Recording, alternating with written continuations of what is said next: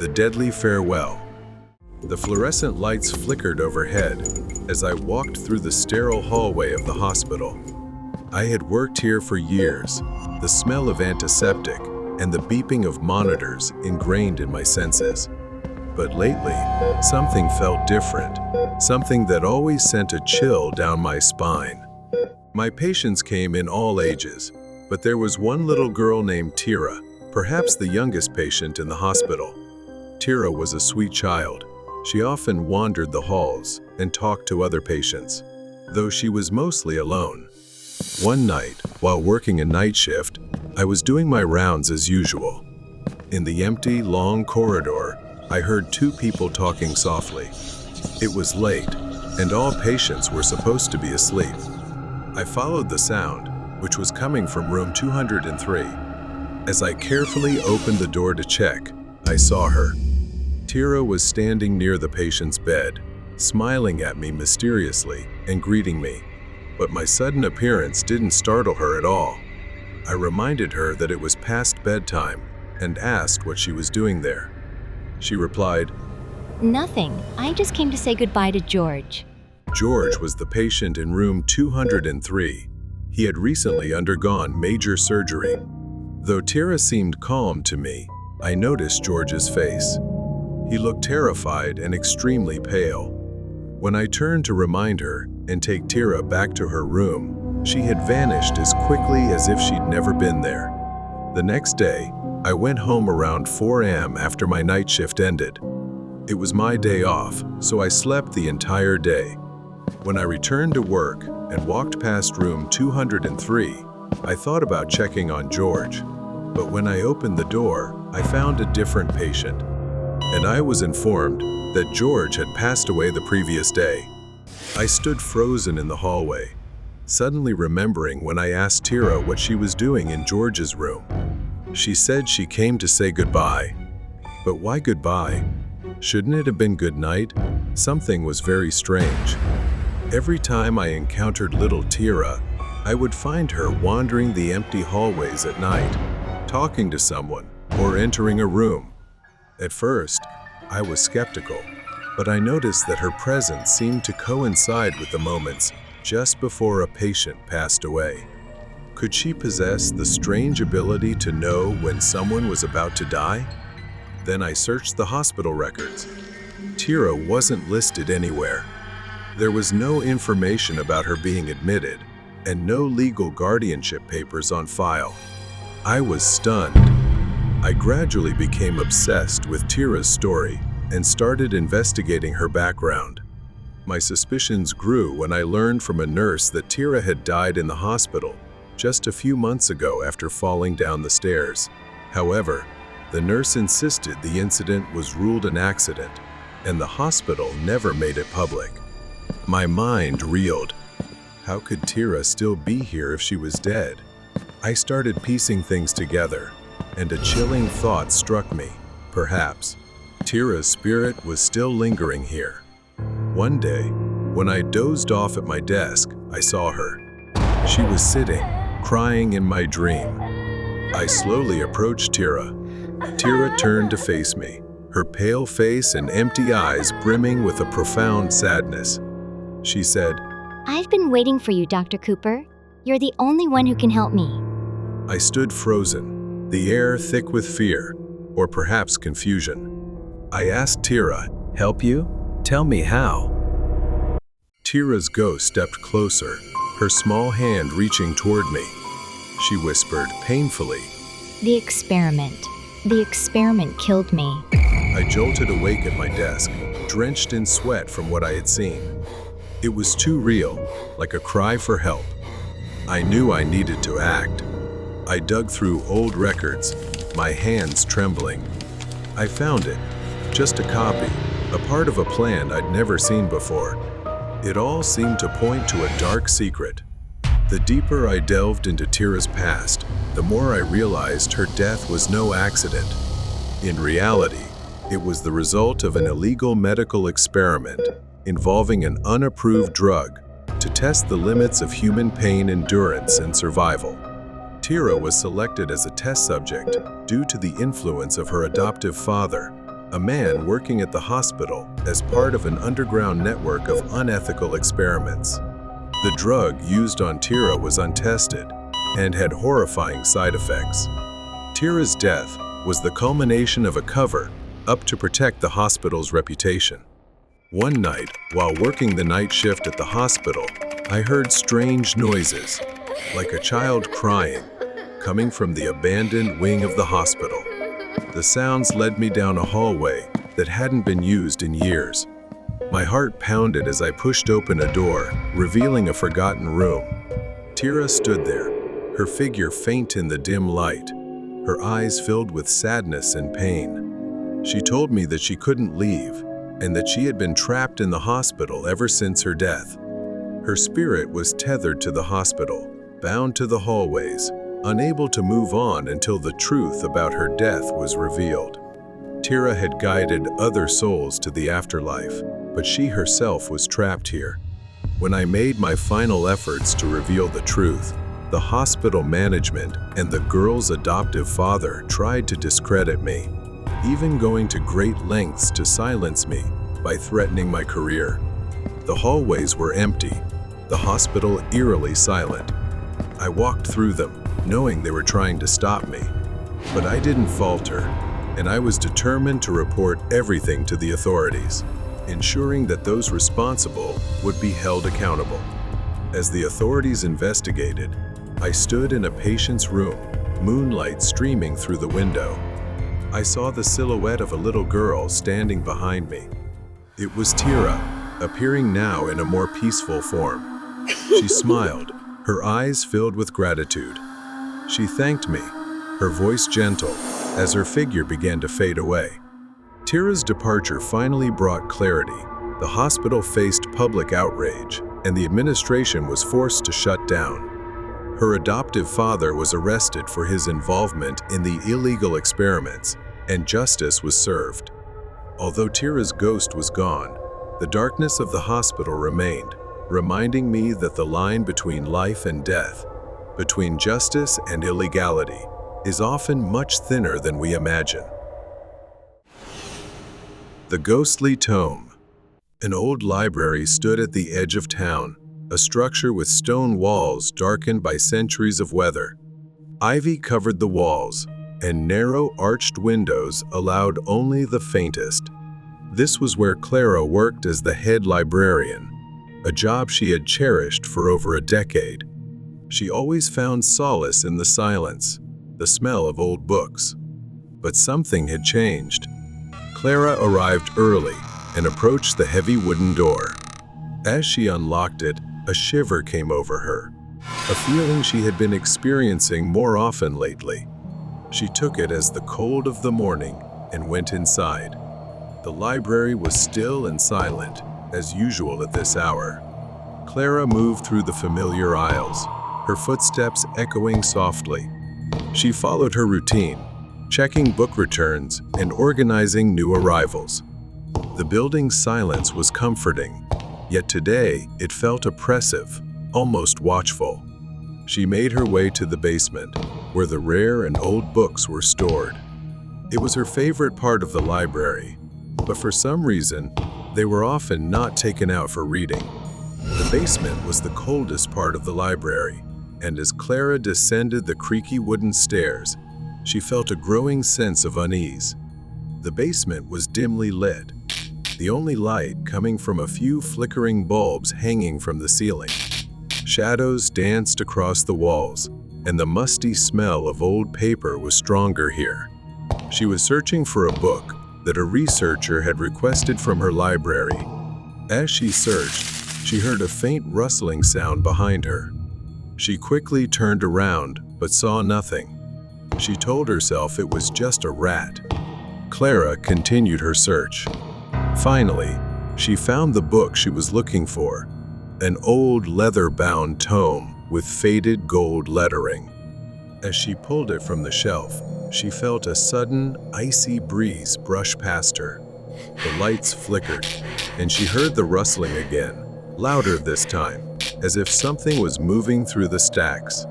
Clara's hands trembled as she clutched the book to her chest. She decided it was time to leave the basement. As she turned to go, she caught a glimpse of something out of the corner of her eye. A shadow, darker than the others, passed between the bookshelves. She stiffened, her breath caught in her throat. A shadow that had the vague shape of a human being. The shadow stopped, forming a vaguely human-like shape that seemed to be looking straight at her, its head tilted unnaturally to one side. She stumbled up the stairs, nearly dropping the book in her haste. Panic struck. Clara struggled to find the flashlight, but her hands were shaking so much that she couldn't turn it on. The rustling sound grew louder, closer, until she felt it right next to her. Clara felt something cold and wet touch her arm, and she screamed. At that moment, she dropped the book, revealing pages filled with strange, unfamiliar symbols. Reluctantly took the book back, feeling an inexplicable pull to take it with me. In the darkness, as she brought the book upstairs, Clara could feel its presence. It seemed to seep into her mind, filling her with fear. As she neared the basement door slammed shut behind her with a deafening noise. The library above seemed unchanged, still and silent, but the claustrophobic feeling remained. Back in the main lobby, Clara sat at her desk, a mysterious book in front of her. She placed the book on the table and took a breath, then stared at it with both fear and curiosity. She started to wonder whether she should open it or not, but then she curiously opened it to examine the symbols, flipping through each page, brittle with age. The symbols seemed to shift and change, almost as if they were alive. She shook her head, blaming her imagination. And thinking she was being paranoid. Darkness filled the library. She suddenly read a passage out loud. Suddenly, the whispering became louder. The lights flickered violently, then went out completely. Clara's breathing became rapid. She tried to ignore it, closed the book immediately, and decided to put it back in its place. The library was silent and dark. Clara, she doesn't know if she's in her imagination, or if something is residing in this library, or if there are hidden secrets that she doesn't know yet. Morning light cast long shadows through narrow windows. Clara stood outside, hesitating to enter. She gathered her courage, took a deep breath, and stepped inside. Clara slowly walked toward her desk, her footsteps echoing in the empty space. As she passed by, she glimpsed the old book she had stored in the basement yesterday lying on her desk. Clara was horrified. She was certain she'd put it back on the shelf in the basement. Clara stared at the book, hesitated for a moment, then grabbed it, deciding to destroy it in hopes of freeing herself from this fear. She walked toward the old fireplace at the far end of the library, gripping the book tightly. She opened it, and the symbols writhed as if alive, almost resisting her. She threw the book into the flames. A hissing sound escaped from the book. The fire abruptly went out, extinguished, leaving the book charred but still intact. Clara stared at the ancient book, desperate. She raised the book to throw it into the trash. But as she swung her arm, an invisible force pulled it from her hand. The book flew across the room, hovering mid-air. Then it started flying back, hurtling toward her with fierce speed. It slammed into her chest, knocking the wind out of her in pain. She gasped, stumbling backward, clutching her aching ribs. She held her breath, watching the book fall to the floor, its pages flapping wildly. Clara's hands trembled as she picked up the book again, and from the corner of her eye, she sensed someone standing and watching her. At that moment, everything seemed to go dark. Turning slowly, she found herself face to face with a shadowy figure from her nightmares. She lifted her phone flashlight to see. The figure moved slowly into the faint light, revealing the distorted, grotesque shape of a woman. Her skin was pale, stretched tightly over sharp, angular bones. Her face was gaunt, with only skeletal features. Her mouth twisted into a crooked smile, revealing jagged, decayed teeth. Her eyes were black, hollow, and lifeless. Clara stumbled backward, her flashlight slipping from her hand. The grotesque woman moved closer, her jerky movements almost puppet-like. Then, in the blink of an eye, it lunged toward her, its twisted, skeletal hand stretching out, distorting as it reached for her. Its claw-like fingers scratched across Clara's face, as if devouring a meal.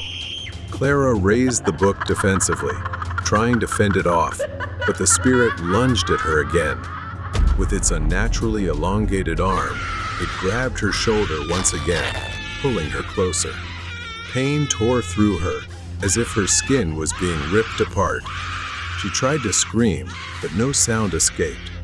The woman's face came closer, her distorted smile stretching impossibly wide, revealing layers of rotting flesh inside her mouth. She stared into the ghost's endless, empty black eyes. The book slipped from her hand. The book's pages began to flip wildly, symbols blazing with dark energy, as if absorbing the terror flooding the room. In a final attempt to escape, Clara crawled backward, away from it, but it floated after her, laughing loudly, piercingly. Clara's vision dimmed as her strength drained away, her body paralyzed, her mind succumbing to the encroaching darkness. The library stood eerily silent, pale light cast on the dark stone walls. Villagers gathered, whispering to each other as they noticed Clara's absence. The library doors remained shut, and though a few dared to peer through the windows, they saw only empty, silent rooms with no sign of Clara. The whispers lingered, awaiting the next unfortunate soul to uncover the library's secrets. Weird night at school. I work the night shift as a janitor at a local school. This job is quite fitting for someone who enjoys solitude.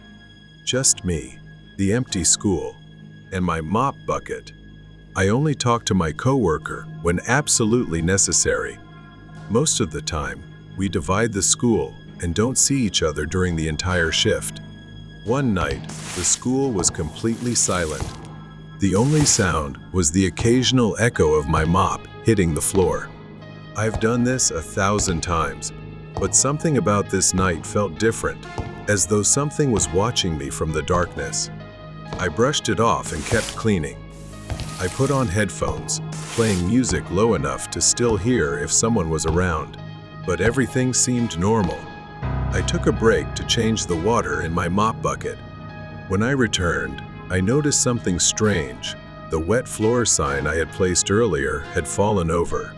I sighed and stepped forward to pick it up, but that's when I saw them. Small, wet footprints leading away from the sign and down the hallway. I followed the footprints, which led to the staircase heading up to the second floor. I stopped, trying to listen for any sound. Then, I saw something move out of the corner of my eye. It was fast, a flicker of motion at the end of the hallway. I rushed to the end of the hallway, but no one was there. At that moment, I heard faint laughter, the giggling of a child. It echoed through the empty school, sending a chill down my spine. I turned, searching for the source, but saw no one. A loud crash suddenly broke the silence. The sound came from the first floor. My mop bucket had been tipped over, spilling water into a large puddle. My blood boiled with frustration. Someone was messing with me, and I wasn't in the mood for games. I grabbed a dry mop and started cleaning up. I couldn't shake the feeling of being watched as I tried to figure out what was happening. Were there students still in the building? Had someone snuck in after hours?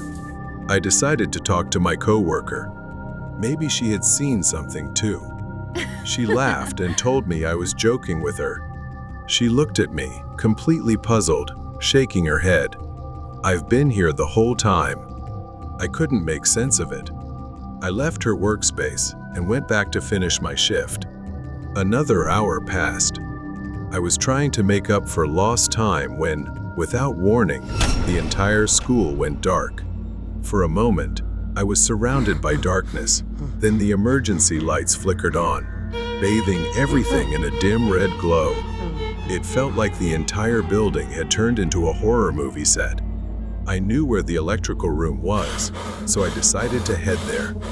But before I could reach it, I heard a scream, my coworker's scream, echoing through the school, filled with terror. I ran toward the electrical room, fear welling up inside me. When I reached the door, I noticed it was slightly ajar. When I pushed the door open, I expected to see my coworker inside. Instead, there was a figure standing in the dark. I couldn't tell who it was, but something about it felt off. The figure moved closer. Before I could pull out my phone, it lunged forward and slammed the door shut in my face.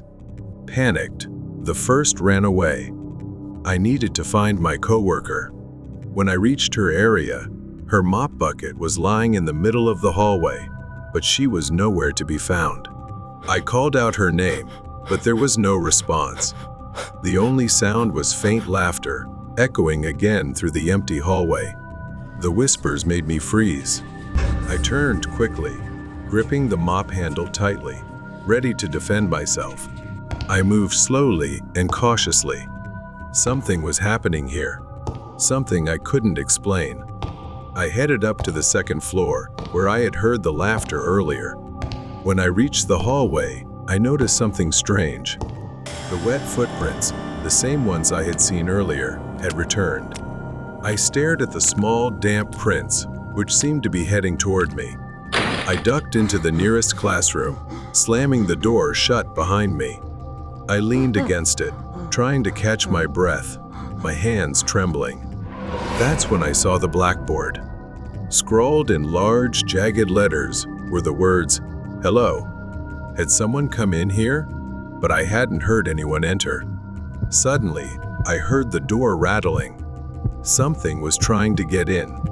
The handle twisted violently, shaking as though someone, or something, was pounding on it.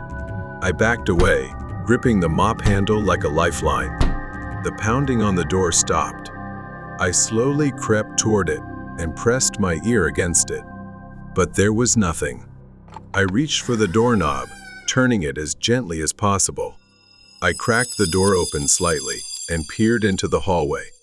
I cautiously stepped out, scanning for any signs of movement. I had to find my coworker. I couldn't stay in this school alone any longer. As I walked down, from where I stood, I saw a shadow at the bottom of the stairs. It didn't move, just stood there, a dark figure faintly visible in the red light. As I got closer, I saw a young boy, maybe 13 or 14, standing with his back to me, wearing a tattered school uniform. I reached out, hesitating for a moment before speaking. "Hey, are you okay?" The child didn't respond. I took another step forward, my hand trembling as I reached out to touch his shoulder. Then the child turned around, a horrifying mask, pale and soulless eyes, blood dripping from his nose, and a wide, toothy grin aimed at me. The child let out a blood-curdling scream that echoed through the stairwell, a shrill, piercing sound that felt like it was ripping through my skull.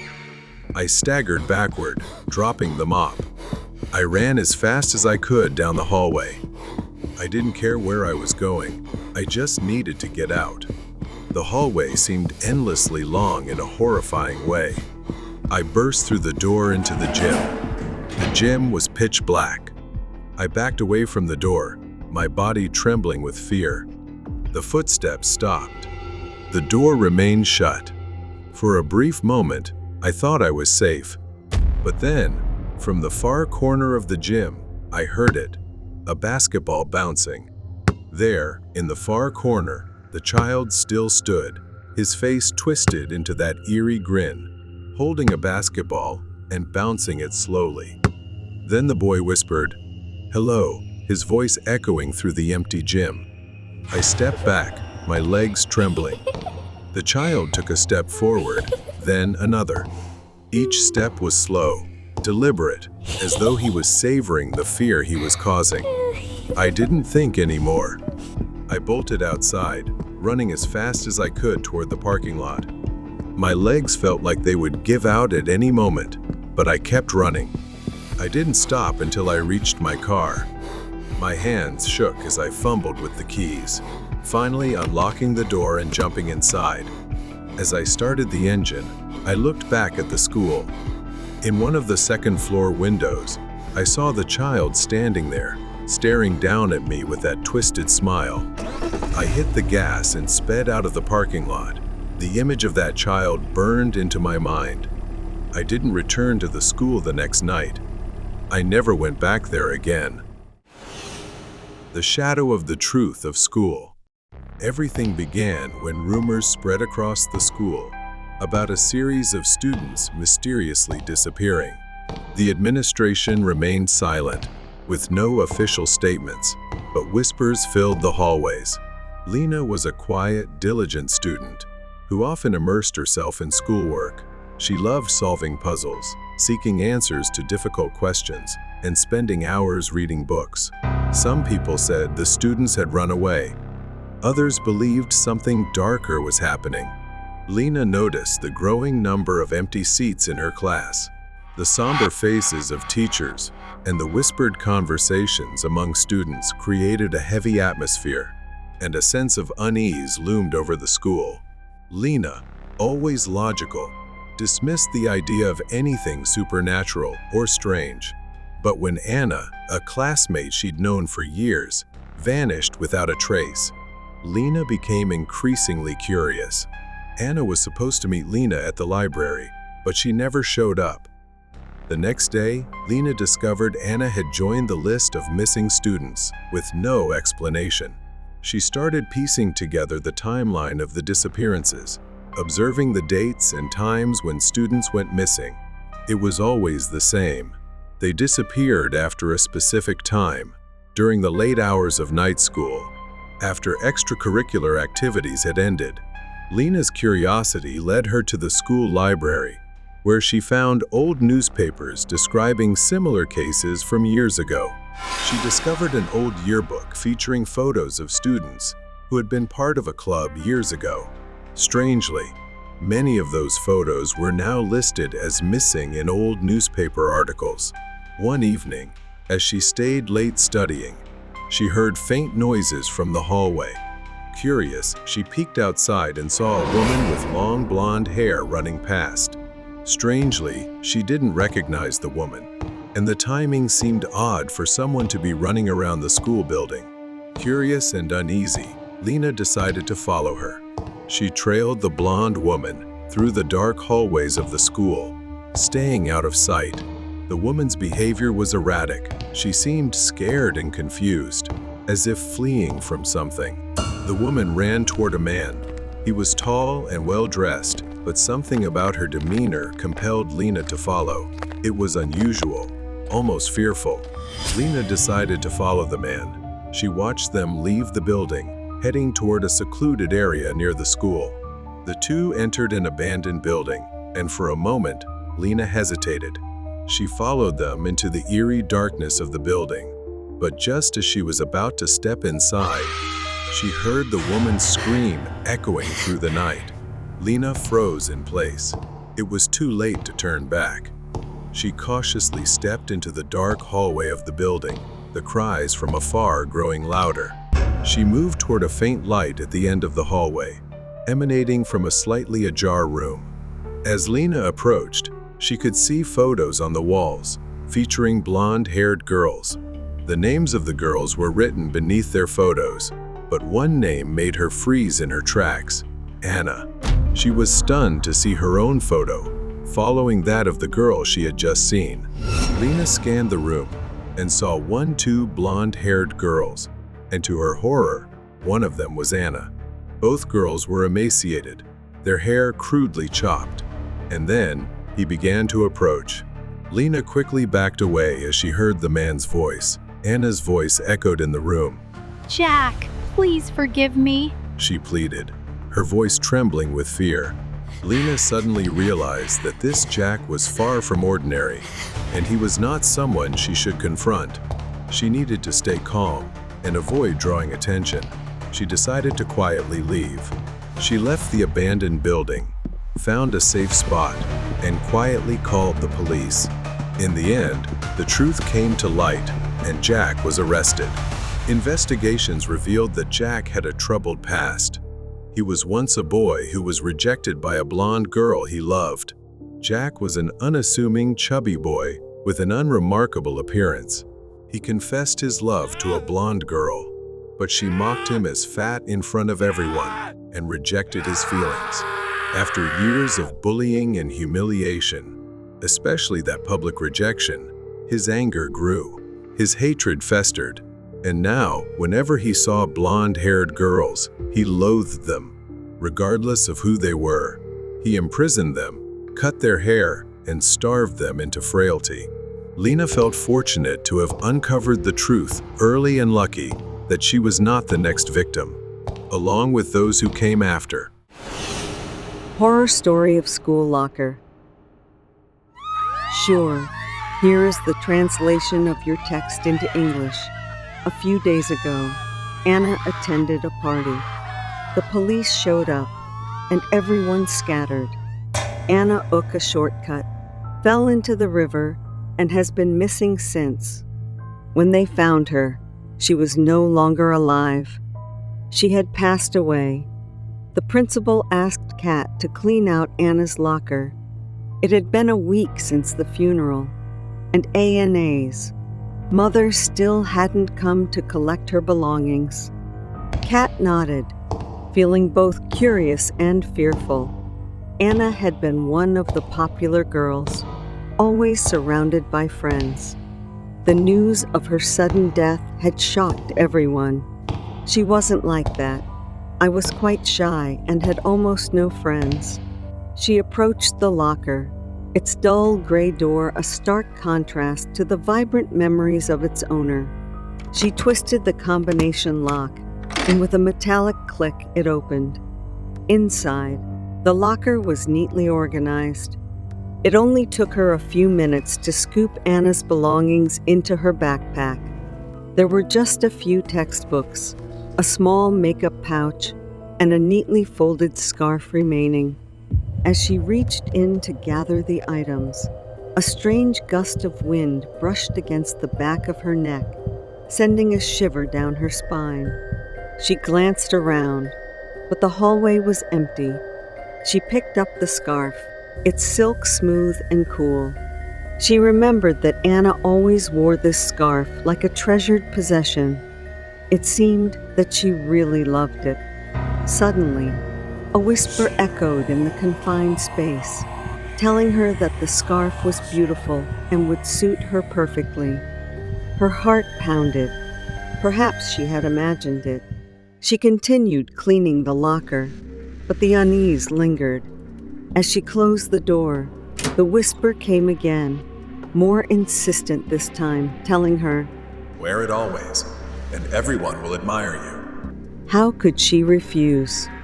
Even as goosebumps rose on her skin, she nodded and tied the scarf around her neck.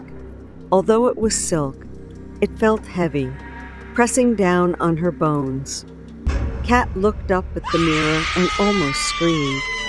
She didn't just look like Anna in that moment. She was Anna. The scarf somehow warped her skin, transforming her face. She pulled with all her strength, but it wouldn't come off. Her elbow struck the mirror, causing it to bleed. Then a voice whispered, "It's okay," and assured her that everyone would love her. She decided to take a chance and see if it was true. Days passed, and she began to notice changes. People who had never acknowledged her before started to smile and greet her. The popular crowd invited her to sit with them at lunch. Kat enjoyed the attention she was receiving. She attributed the change to her makeover and the confidence boost from wearing Anna's scarf, so she didn't believe it too much. But the whispers started again and wouldn't stop. Every time she looked in the mirror, she saw Anna's reflection staring back at her, smiling that familiar, haunting smile. It was as if Anna was still there, watching, waiting. Day by day, the whispers grew into screams in her head. Panic set in. She stumbled, knocking over her bedside lamp. As she went to school, she always avoided that locker because she felt a dark presence looming around Anna's locker. Kat's breath caught in her throat as she tried to pull the scarf off, but it tightened, choking her. Then a voice echoed in her head, asking what she was doing. The next day, she decided to return the scarf to Anna's locker, hoping to break the curse. When she approached the locker, the hallway was eerily silent. She unlocked it and placed the scarf inside. Before she could close the door, the scarf flew up and wrapped around her neck again. She fell to the floor, the scarf tightening more and more. Her vision darkened, and the last thing she saw was her own reflection in the locker mirror, her face now twisted into a smile that wasn't hers. A few days later, students whispered about Kat's disappearance. Her locker remained shut, and the smell of decay began to permeate the hallway. The principal and the janitor tried to open it, but the new lock seemed fused shut. Only Kat had the combination. One evening, as the janitor was mopping the empty hallway, he heard a faint whisper. "Wear it, and everyone will admire you." The janitor glanced around, but saw nothing. He shook his head, thinking it was his imagination. But as he turned to leave, he caught a glimpse of his reflection in a nearby window. He saw Kat's face staring back at him, a silk scarf wrapped tightly around her neck, smiling that haunting, familiar smile. The janitor gradually turned pale and was so frightened that his heart felt like it was going to jump out of his chest. He ran out of there as fast as he could and immediately went to the police station to report what he had just witnessed. At first, he thought it was just an illusion, but when he linked it with Anna's departure and Kat's disappearance, it was really a coincidence, as if there was some kind of curse.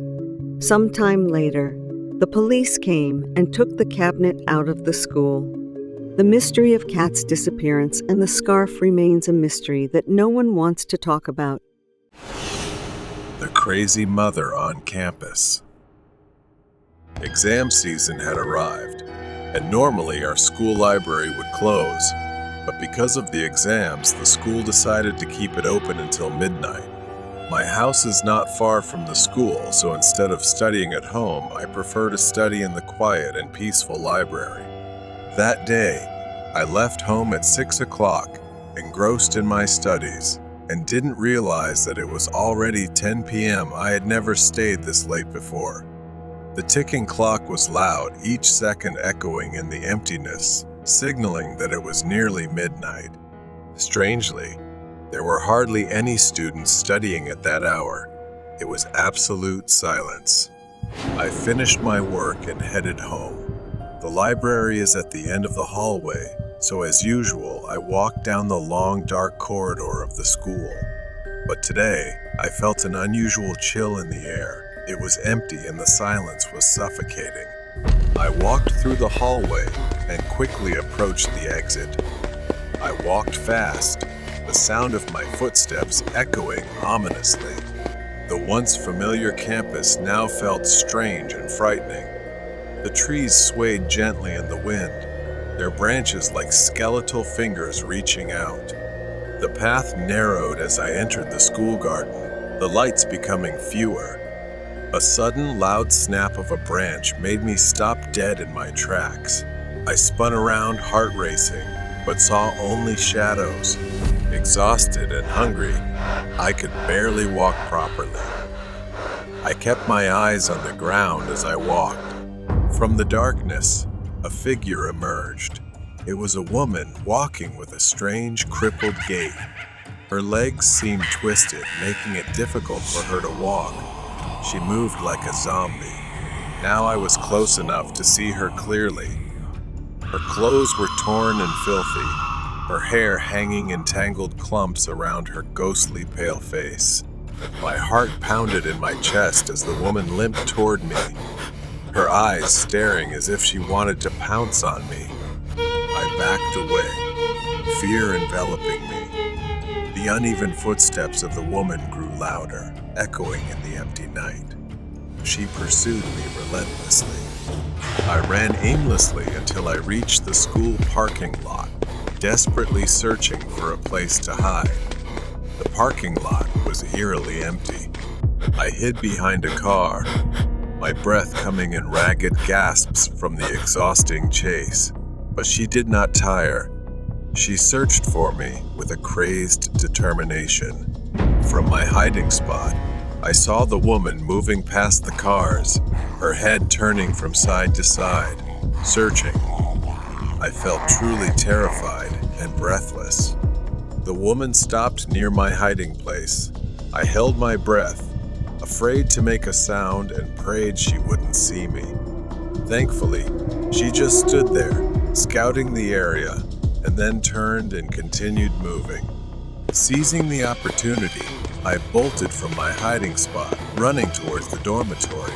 The lights of the building were a beacon of hope, but the woman's footsteps grew louder behind me.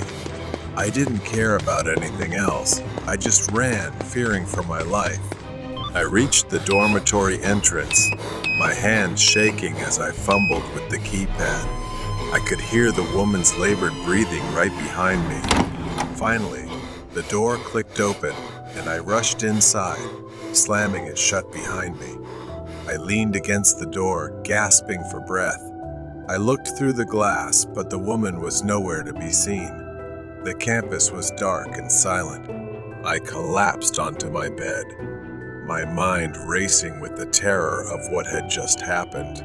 The image of the woman's pale, haunting face was etched into my memory.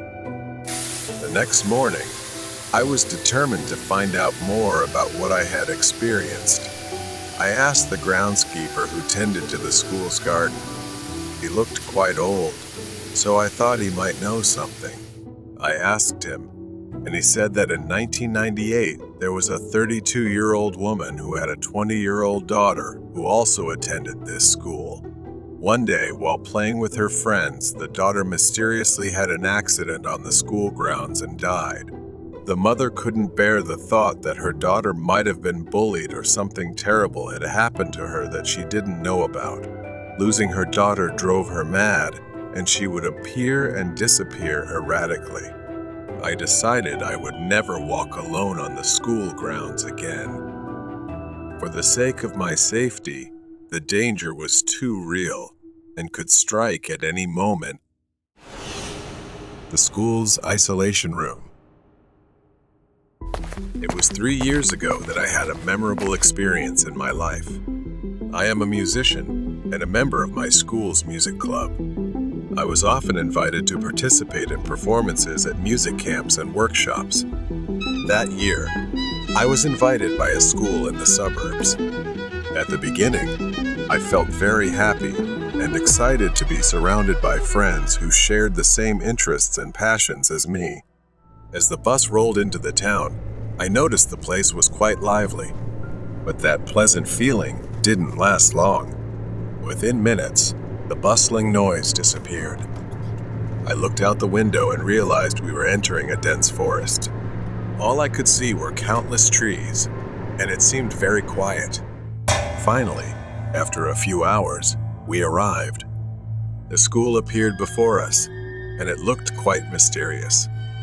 The students here seemed somewhat unusual.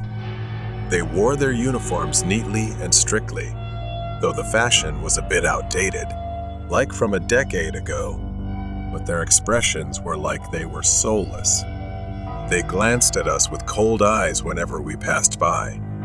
We had separate rooms, and I went to mine. In my room, there were 3 girls staying together. The room looked rather bare and had little light coming in. Strangely, while we were in the hallway, they kept staring at us in a strange way. That night, after a long day, I returned to my room. I'm not good at sleeping in unfamiliar places, and this place was no exception. I tossed and turned for hours, feeling uneasy and uncomfortable. At around 2:30 a.m., I heard slow, soft footsteps. I couldn't see anyone, but I could hear them. Too scared, I pulled the blanket over myself and tried to sleep. The next morning, while we were packing up, I casually asked, "Did anyone else hear footsteps last night?" May, one of my friends, burst out laughing, saying that it was probably just our imagination. But then, Lee suddenly started trembling and asked me, You heard it too? We all froze. A strange silence filled the room as we realized that we had all heard the same sound. Throughout the day, I struggled to focus, but my mind kept drifting back to those footsteps. By the evening, my fear had grown. I just wanted to go home. That night, the atmosphere in the room felt even heavier. None of us could relax, let alone sleep. Hours passed, but we remained wide awake.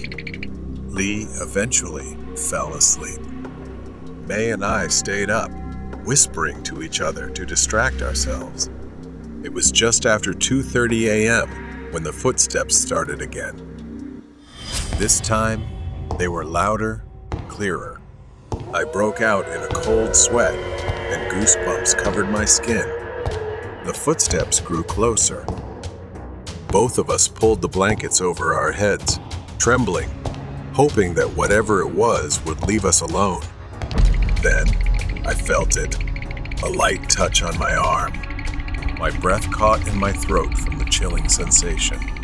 I trembled, feeling someone standing beside me.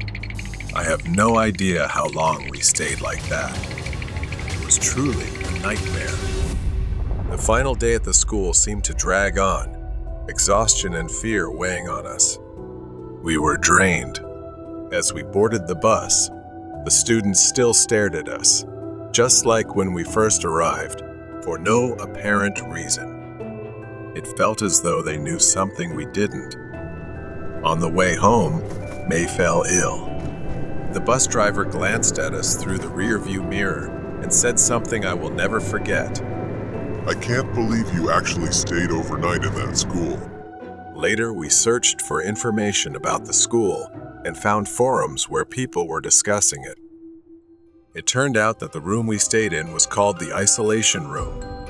We also discovered that 2 years before we arrived, 3 students at the school had died there due to the pressures of life, studies, or something else. That's why it was called the isolation room, to keep people away from it. I don't know if anyone else besides the 3 of us has gone through this terrible experience. Did they hear the footsteps, feel the cold breaths on their necks like we did? I'll never know. But what I do know is that those 3 days were the most terrifying of my life. Horror Story Red Bracelet. I have worked at the hospital for 10 years, something I am very proud of. Most people I meet here have an average working time of just 1 year. The shortest time someone stayed was 1 week. Working here is not easy. They say staff are cursed if they do something wrong. Lights fall on people's heads, they slip on completely dry floors, and fires frequently break out. Patients sometimes become inexplicably violent. No matter how many times they inspect the building or add security staff, the employees always seem to be targeted by bad luck. Even after many years here, I don't know why, but I don't believe in that. I just try to do my best at work. Since working here, nothing unfortunate has ever happened to me. Sometimes I hear strange noises, but they are insignificant. I've gotten used to it and become resilient. One night after a late shift, I stepped into the elevator and immediately pressed the close button to slowly descend to the lobby from the 11th floor, alone. When it reached the 9th floor, the door opened. Reflexively, I reached out to press the close button but stopped when I saw someone standing there. It was a beautiful young girl I had never seen before, probably a new intern. Something about her made me want to talk and ask about her work. I placed my arm in the door to let her in. I asked if she was new. She shyly nodded without saying anything. I was very happy to get to know her. I saw her name tag. Her name was Ilsa. Every night after that, after my shift, at the same time on the 9th floor, Ilsa would be standing there waiting. This surprised me, but I thought it was just a coincidence. She didn't say anything, just bowed her head shy. For the first time in a long while, I decided to open up and make a new friend. One night, while going down in the elevator, as expected, the door opened on the 9th floor where Ilsa was waiting to get in.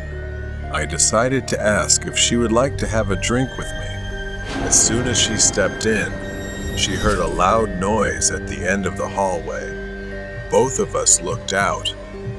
From the corner of the hallway, a dark figure of a man appeared. He was tall, limping, and heading straight for the elevator. Wait! The man called out, "And now." She immediately reached out her hand to hold the door. The man sped up and shouted, "Help me! Help!"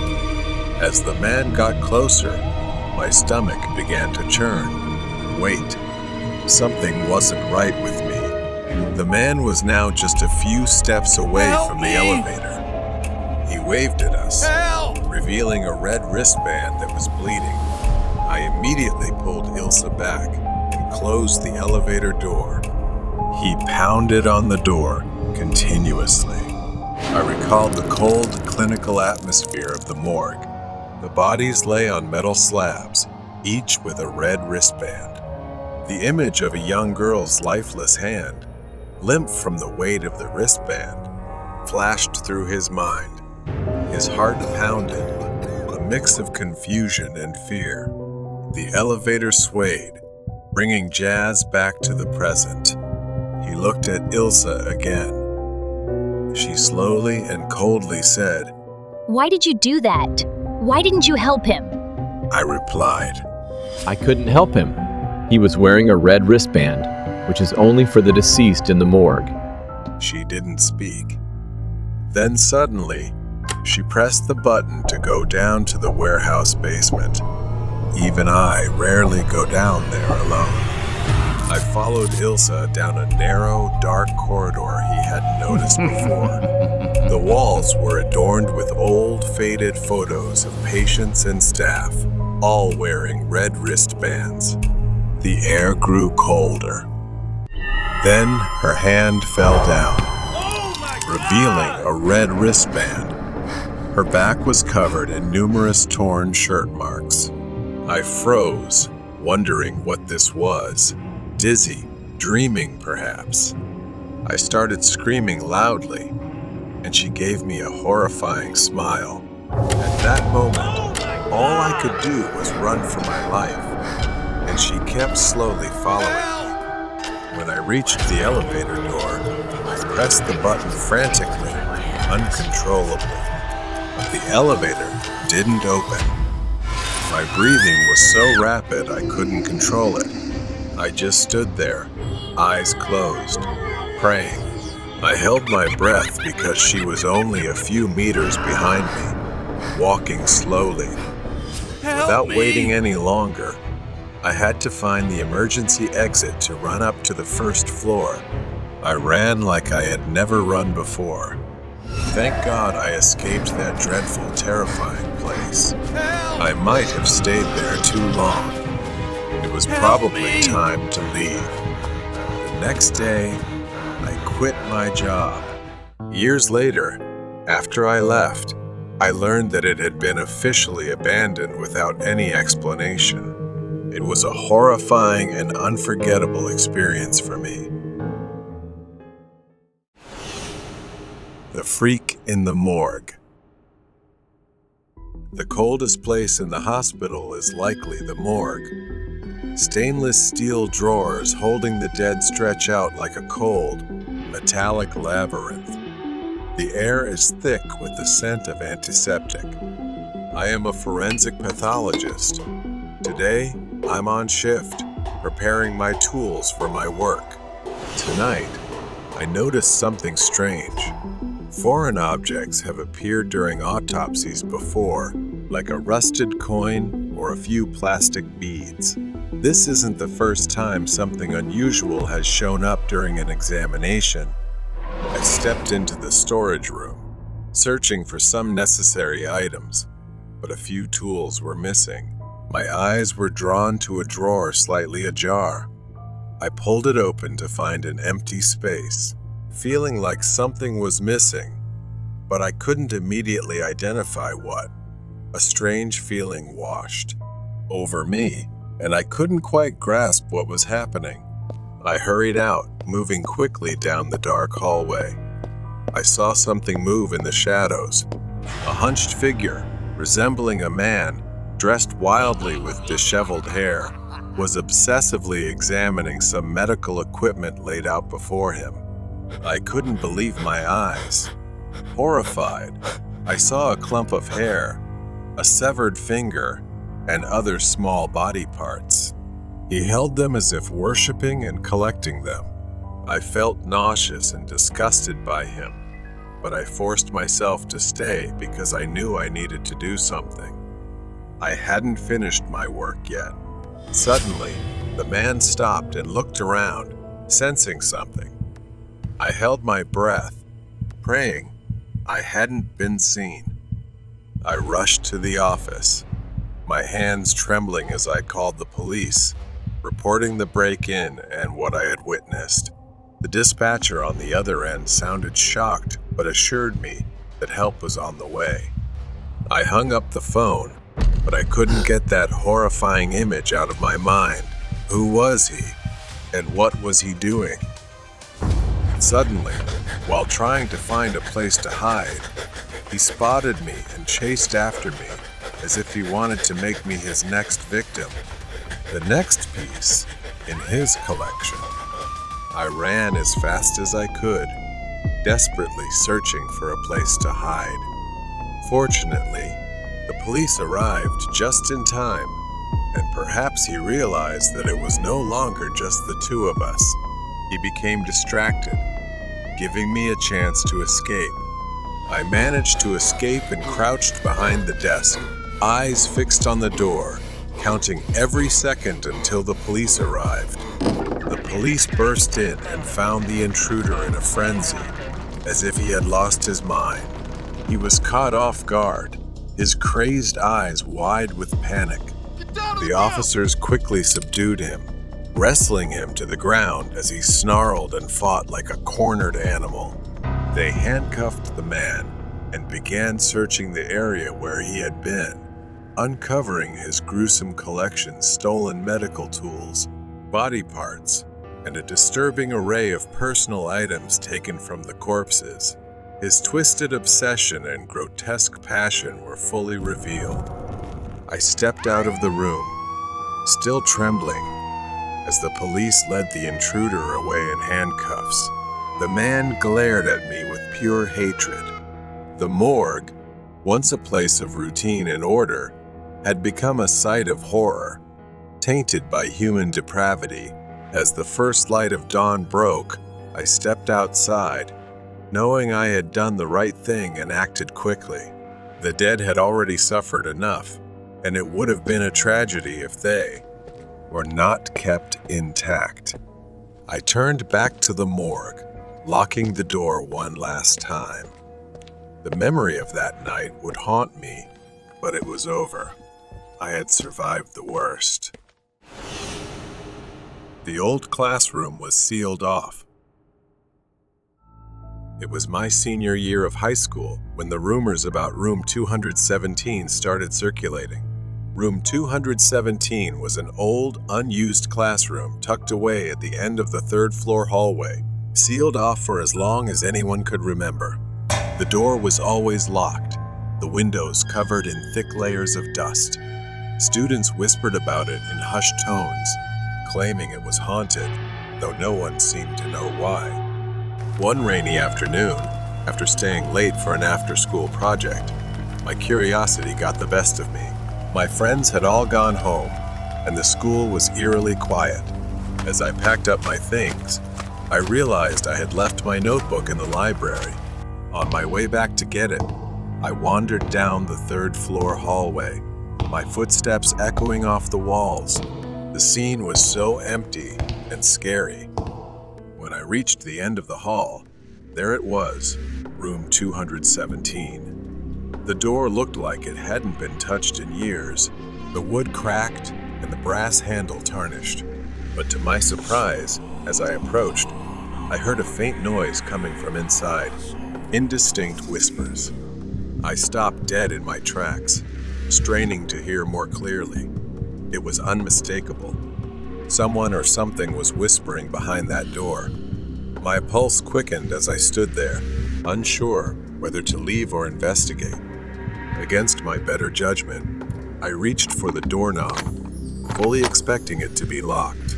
It wasn't. The lock was completely rusted and no longer worked.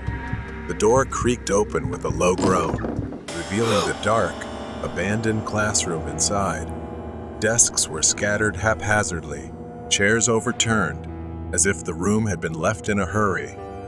Dust particles floated in the pale light that filtered through the dirty windows, and the air was thick with the smell of mold and decay. As I stepped inside, the whispering grew louder.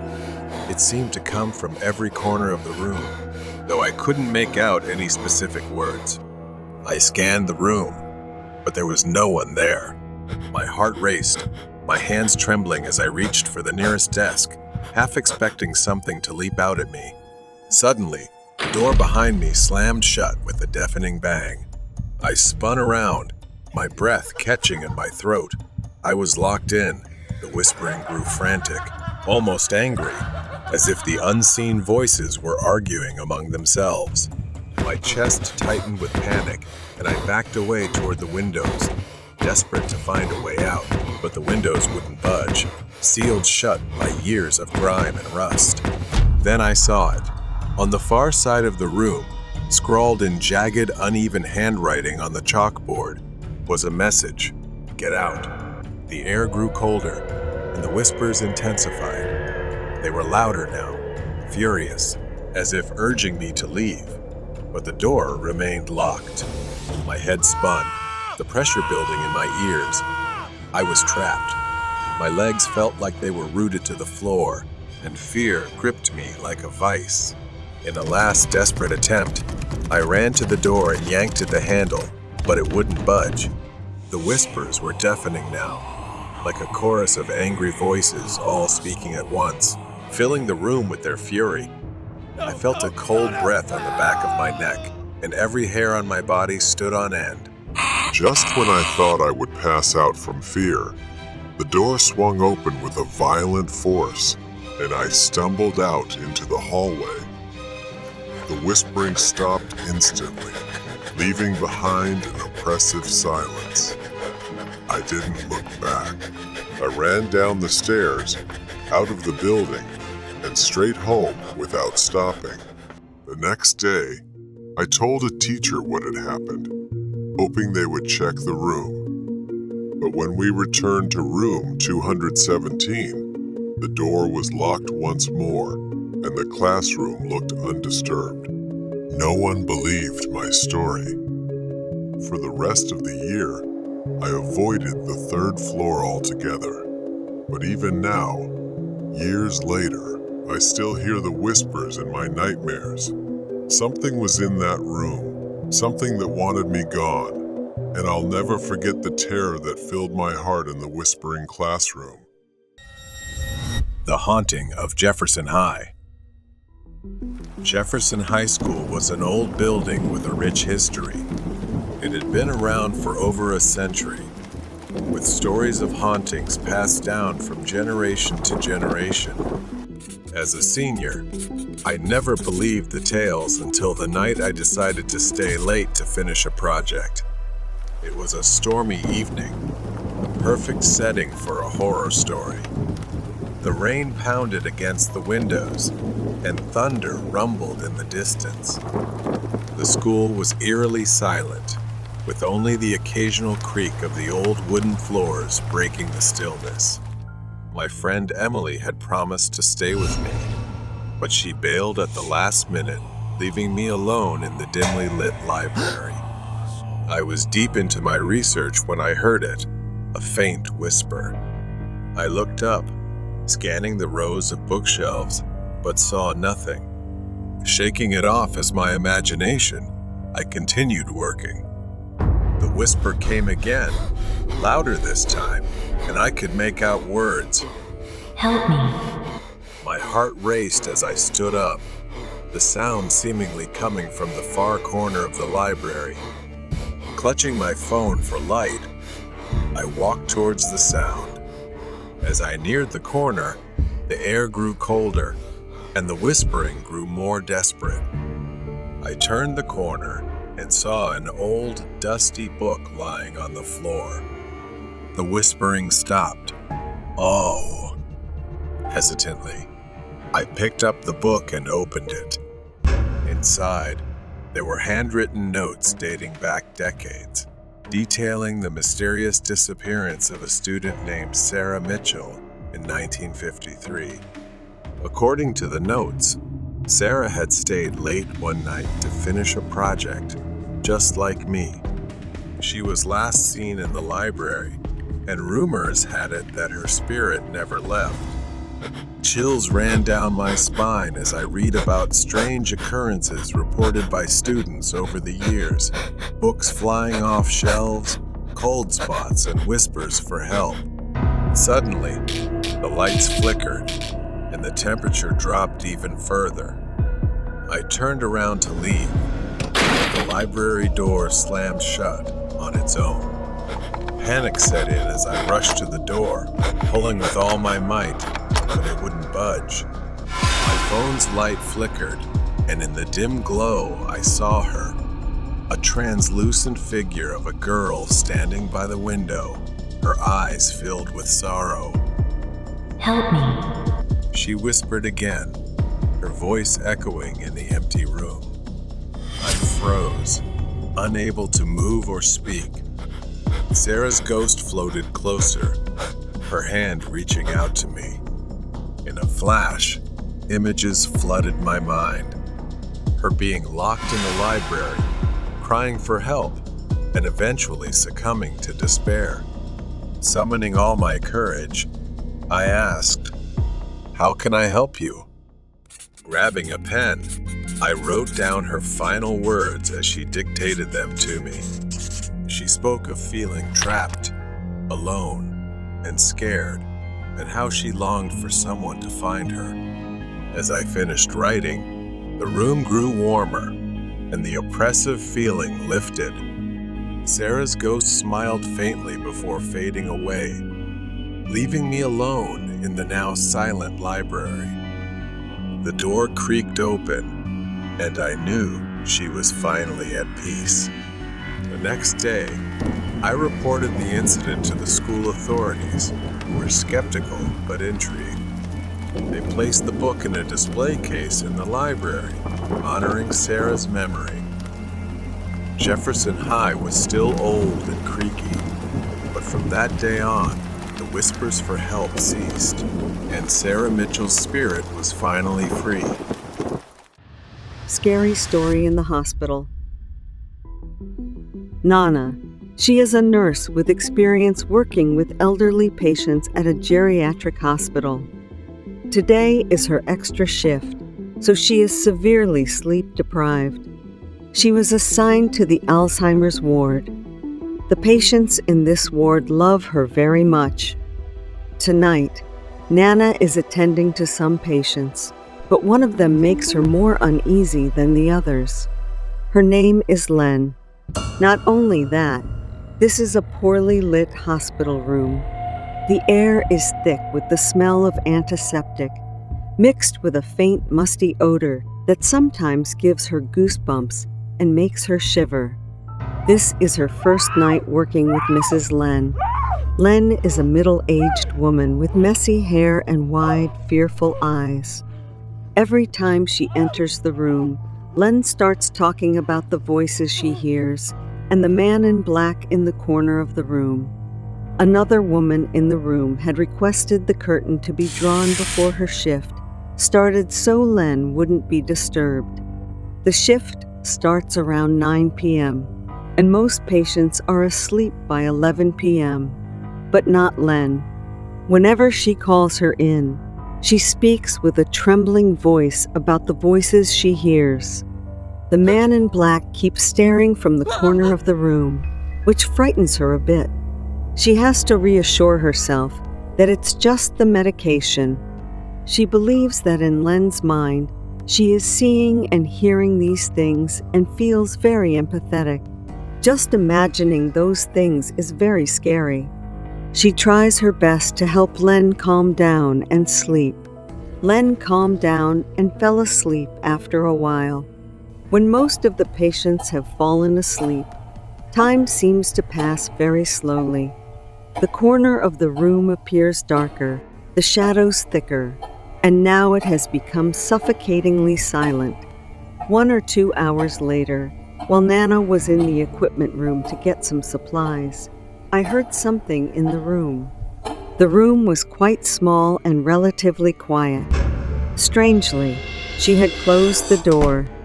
She immediately turned around but saw nothing and continued to focus on getting the supplies.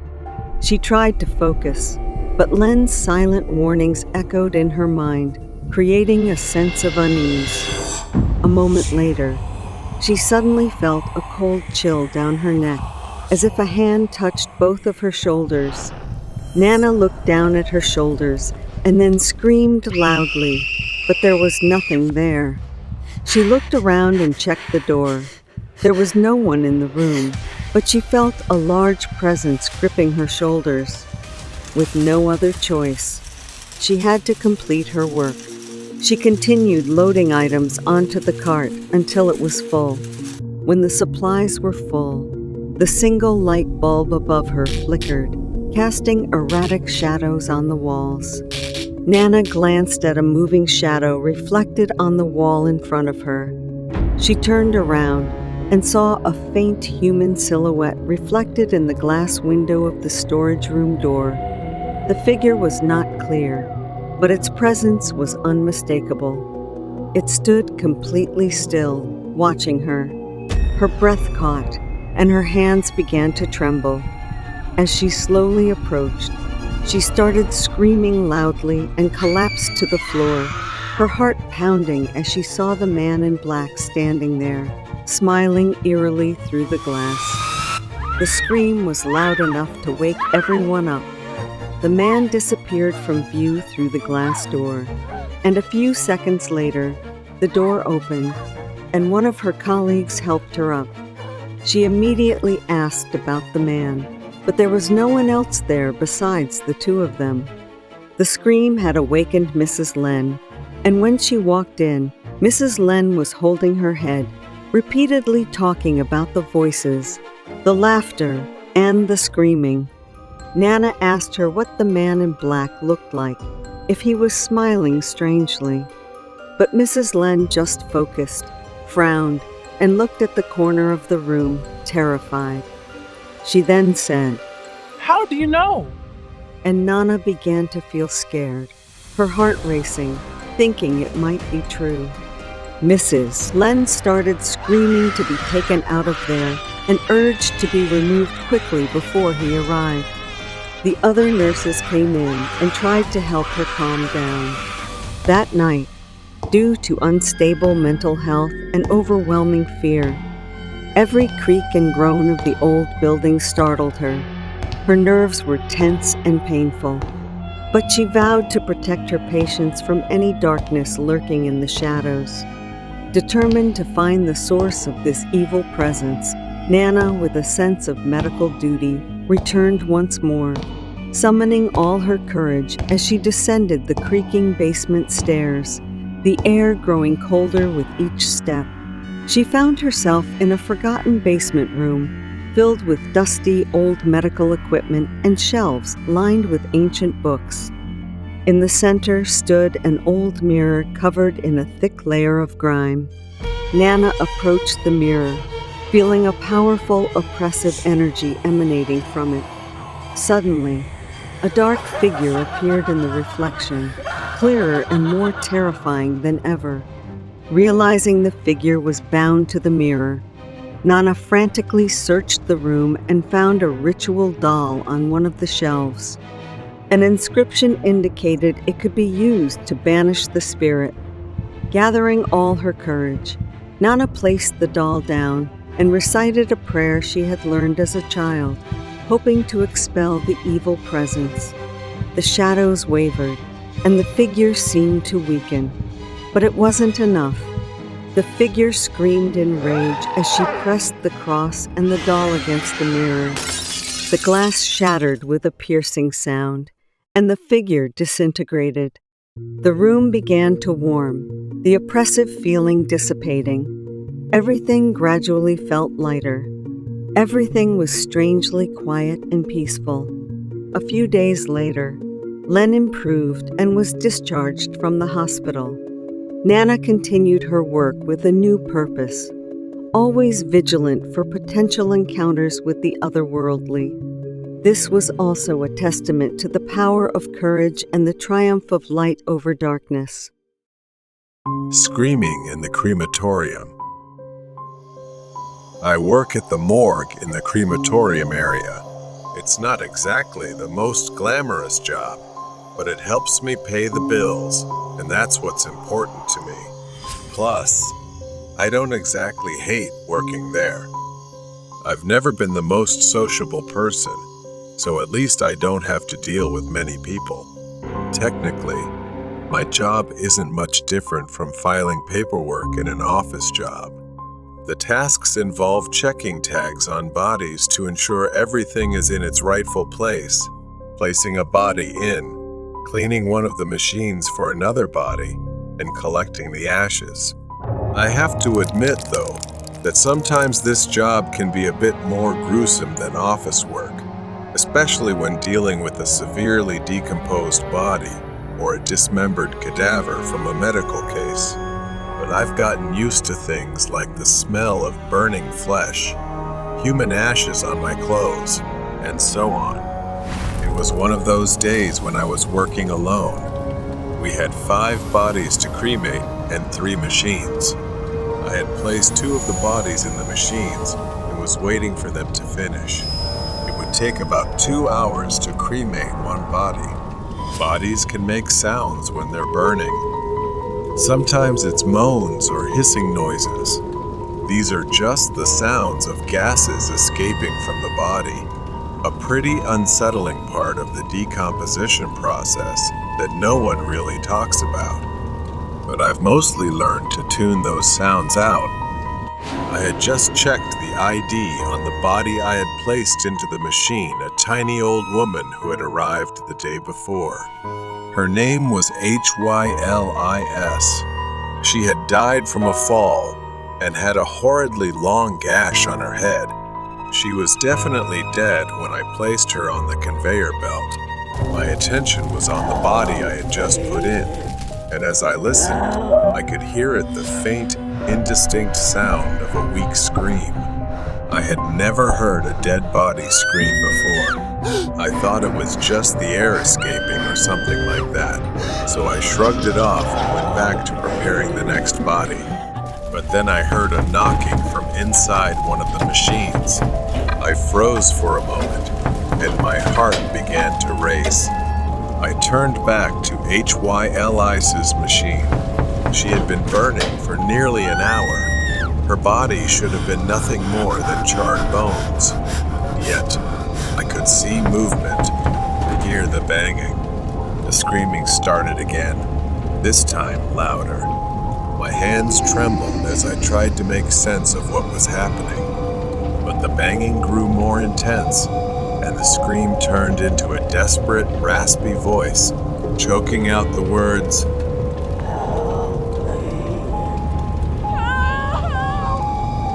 I stepped back, starting to feel uneasy as something banged against the door again, causing it to warp. But I could swear that the body had moved. Then, the door of the machine buckled. Flames burst out from the sides, and smoke filled the room. The door flew open, and I saw a shadow move through the flames. I held my breath as I realized this was no joke. I stumbled backward, seeing charred, skeletal hands emerge from the door of the machine. I didn't wait to see more. I turned and ran, sprinting toward the door, not stopping until I was out on the street. The smoke alarms were blaring as I reached the door, and the sprinkler system had activated. Sirens wailed in the distance as firefighters arrived on the scene, and they managed to extinguish the flames. The crematorium was reduced to a charred skeleton. The next day, the news reported a mysterious fire at the crematorium, destroying most of the building. The cause remains unknown, and her remains are believed to have been lost in the fire. Pharmacy obsession. It was a quiet evening. Lily had been working as a pharmacy technician for a few years. It was a simple job, filling prescriptions and dispensing medications. The pharmacy had its regular customers. Some were friendly, while others were a bit odd, but everyone got used to them. Joe was one of those regulars, a man in his mid-30s who came by often. He stood out with his long, disheveled hair and eccentric clothing. Lily had seen Joe and his elderly mother many times. She was always his caretaker, bringing Joe in to get his medication. The mix of drugs he needed included antipsychotics, antidepressants, anti-anxiety meds, and a type of medicine for infectious diseases. Joe always complimented Lily and called her Kitty because she wore a pink bow hair clip. It was harmless, though strange.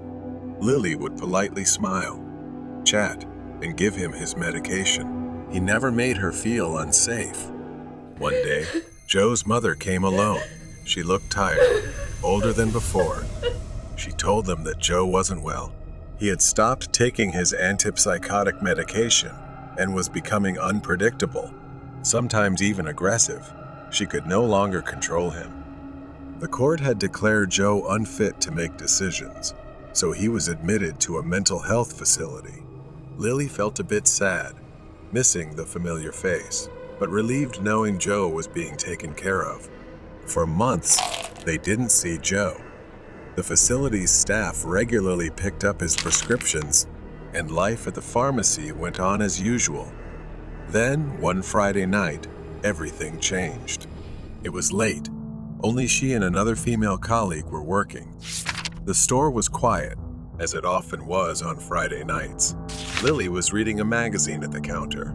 Then, she heard a voice. Hey, Kitty. At first, she didn't look up. After all, she wasn't Kitty, and she figured someone in the store was talking. But then the voice came again, angrier this time. Kitty! Suddenly, a bloodied hand slammed onto the counter in front of Lily, startling her. It was Joe, but something was wrong. He was bleeding heavily. The counter was smeared with Joe's bloody handprint. His face was pale, his eyes wild, like he had lost his mind. Her heart raced, and she slowly backed away from him. Lily's colleague, Jane, hurried over, concerned, asking what Joe was doing there since his medication had already been picked up on Tuesday. Joe didn't answer. He just kept staring at Lily, his voice soft but filled with dangerous intensity. He said he wanted to see Kitty and that he missed her. He started moving toward the waist-high door that separated the pharmacy counter from the rest of the store. Panic rose in Lily. Jane tried to calm him down, but Joe kept repeating the same demand, saying he wanted to see Kitty and telling Lily to come closer. She shook her head, fear rising inside her. She refused Joe, saying she couldn't come closer, but he didn't stop, beginning to cry and then scream. He started climbing over the counter, his bloody hands gripping the edge, leaving deep red stains on the white surface. Jane realized things were getting out of control and told Lily to hide in the storage room. Lily slammed the door shut and locked it, listening as Joe's voice turned into full-blown screams. He was throwing things all over the store in a frenzy, grabbing whatever he could reach. Blood spattered over bottles and shelves. Jane called the store manager and quickly phoned the police. Through the crack of the door, Lily could see the chaos. A few customers had gathered, staring in shock. One of them moved as if they were about to intervene. Both Lily and Jane shouted together, Don't touch him! Because Joe had an infectious disease, and his blood was everywhere. Anyone who touched him would be at risk of infection. The police arrived quickly, but didn't rush in. They were wearing full protective gear, gloves, masks, and all because of Joe's blood. They cautiously approached him. At first, he resisted, screaming for Lily. But finally, the police managed to sneak behind him and sedate him. Joe collapsed to the floor, unconscious, and his bloody rampage was over. The store had to be closed. A specialized cleaning crew came to disinfect everything. A few days later, after the store reopened, Joe's mother came by to apologize. Joe was then transferred to a higher security facility where he would be more closely monitored. The smell of blood and the fear still lingered in Lily's memory. She hadn't seen Joe since that night. She heard that Joe's mother had considered suing the care facility for negligence, but she didn't follow up on what happened next. She just continued her work, but she would never forget him. Ghost in the gym. A violent storm raged outside, the rain pattering against the windows of the gym. Today, Nana arrived earlier than usual to prepare for the upcoming exam, hurrying toward the gym. Her gym teacher greeted each student outside the girls' locker room. As usual, Nana entered the locker room, the fluorescent lights flickering slightly due to the storm. She walked to her locker and took out her workout clothes. As she began preparing her things, a faint shadow caught her eye, gliding along the other side of the lockers. She paused, glancing around. Curiosity overcame her, and she called out, "Is anyone there?" Nana walked toward the source of the noise, which was at the end of the locker room, where a row of shower stalls stood, the last stall covered by a thick, dark curtain. Nana approached, the lights beginning to flicker erratically. Not knowing where she found the courage, she reached out and pulled back the closed curtain, revealing only an empty shower stall. She was about to turn away when she sensed someone passing right behind her. She froze for a moment, then a sound like soft sobbing echoed back, sending chills down her spine. The temperature suddenly dropped, a chill enveloping her. At that moment, the voices of other girls echoed in from the hallway.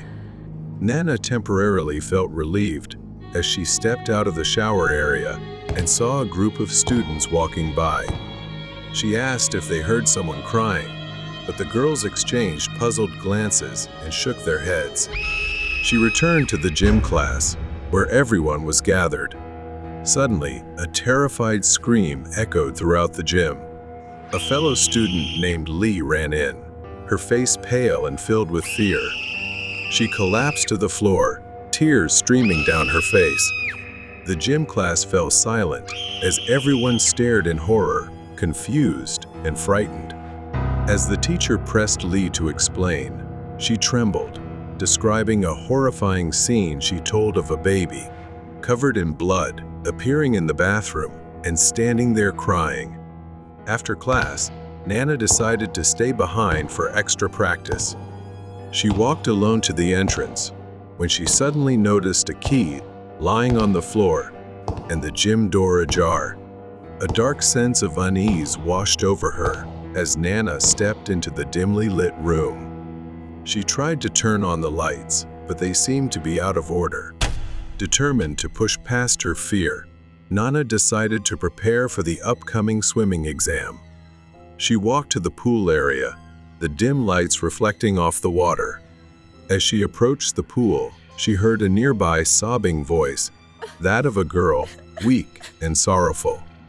Nana stopped, looking around the area, but saw no one, and everything fell silent. The overhead lights flickered, distorting her vision for a moment. As she squinted, she saw a shadow floating at the far end of the pool. Her first thought was that it was a student practicing diving, as that occasionally happened. But as time passed, she realized that the shadow wasn't moving. A sense of unease welled up inside her, and she decided to check, just to be sure. Nana approached the edge of the pool, her eyes fixed on the floating shadow. As she got closer, fear surged within her. The water around the shadow began to darken, turning a deep crimson, and she realized with horror that a lifeless body was floating in the pool. Overcome with fear, Nana ran to seek help. Moments later, the police arrived to investigate. They confirmed that the body belonged to a student who had been seen alive just a day before. Nana suddenly realized it was Lee. Her mind was haunted by memories of her friend. She learned that her friend had been haunted by strange visions, driven mad by sounds and sights that no one else could perceive. Lee could not stand the pressure from many sides. It caused her to develop depression and pushed her to the brink. Nana stood at the school gate, watching the flickering lights of police cars fade into the distance. The storm had passed, but a chilling emptiness lingered in the air. She shuddered, haunted by thoughts of the ghostly figure and the cries she had heard. In the following days, Nana lay in bed, tossing and turning as she recalled haunting images.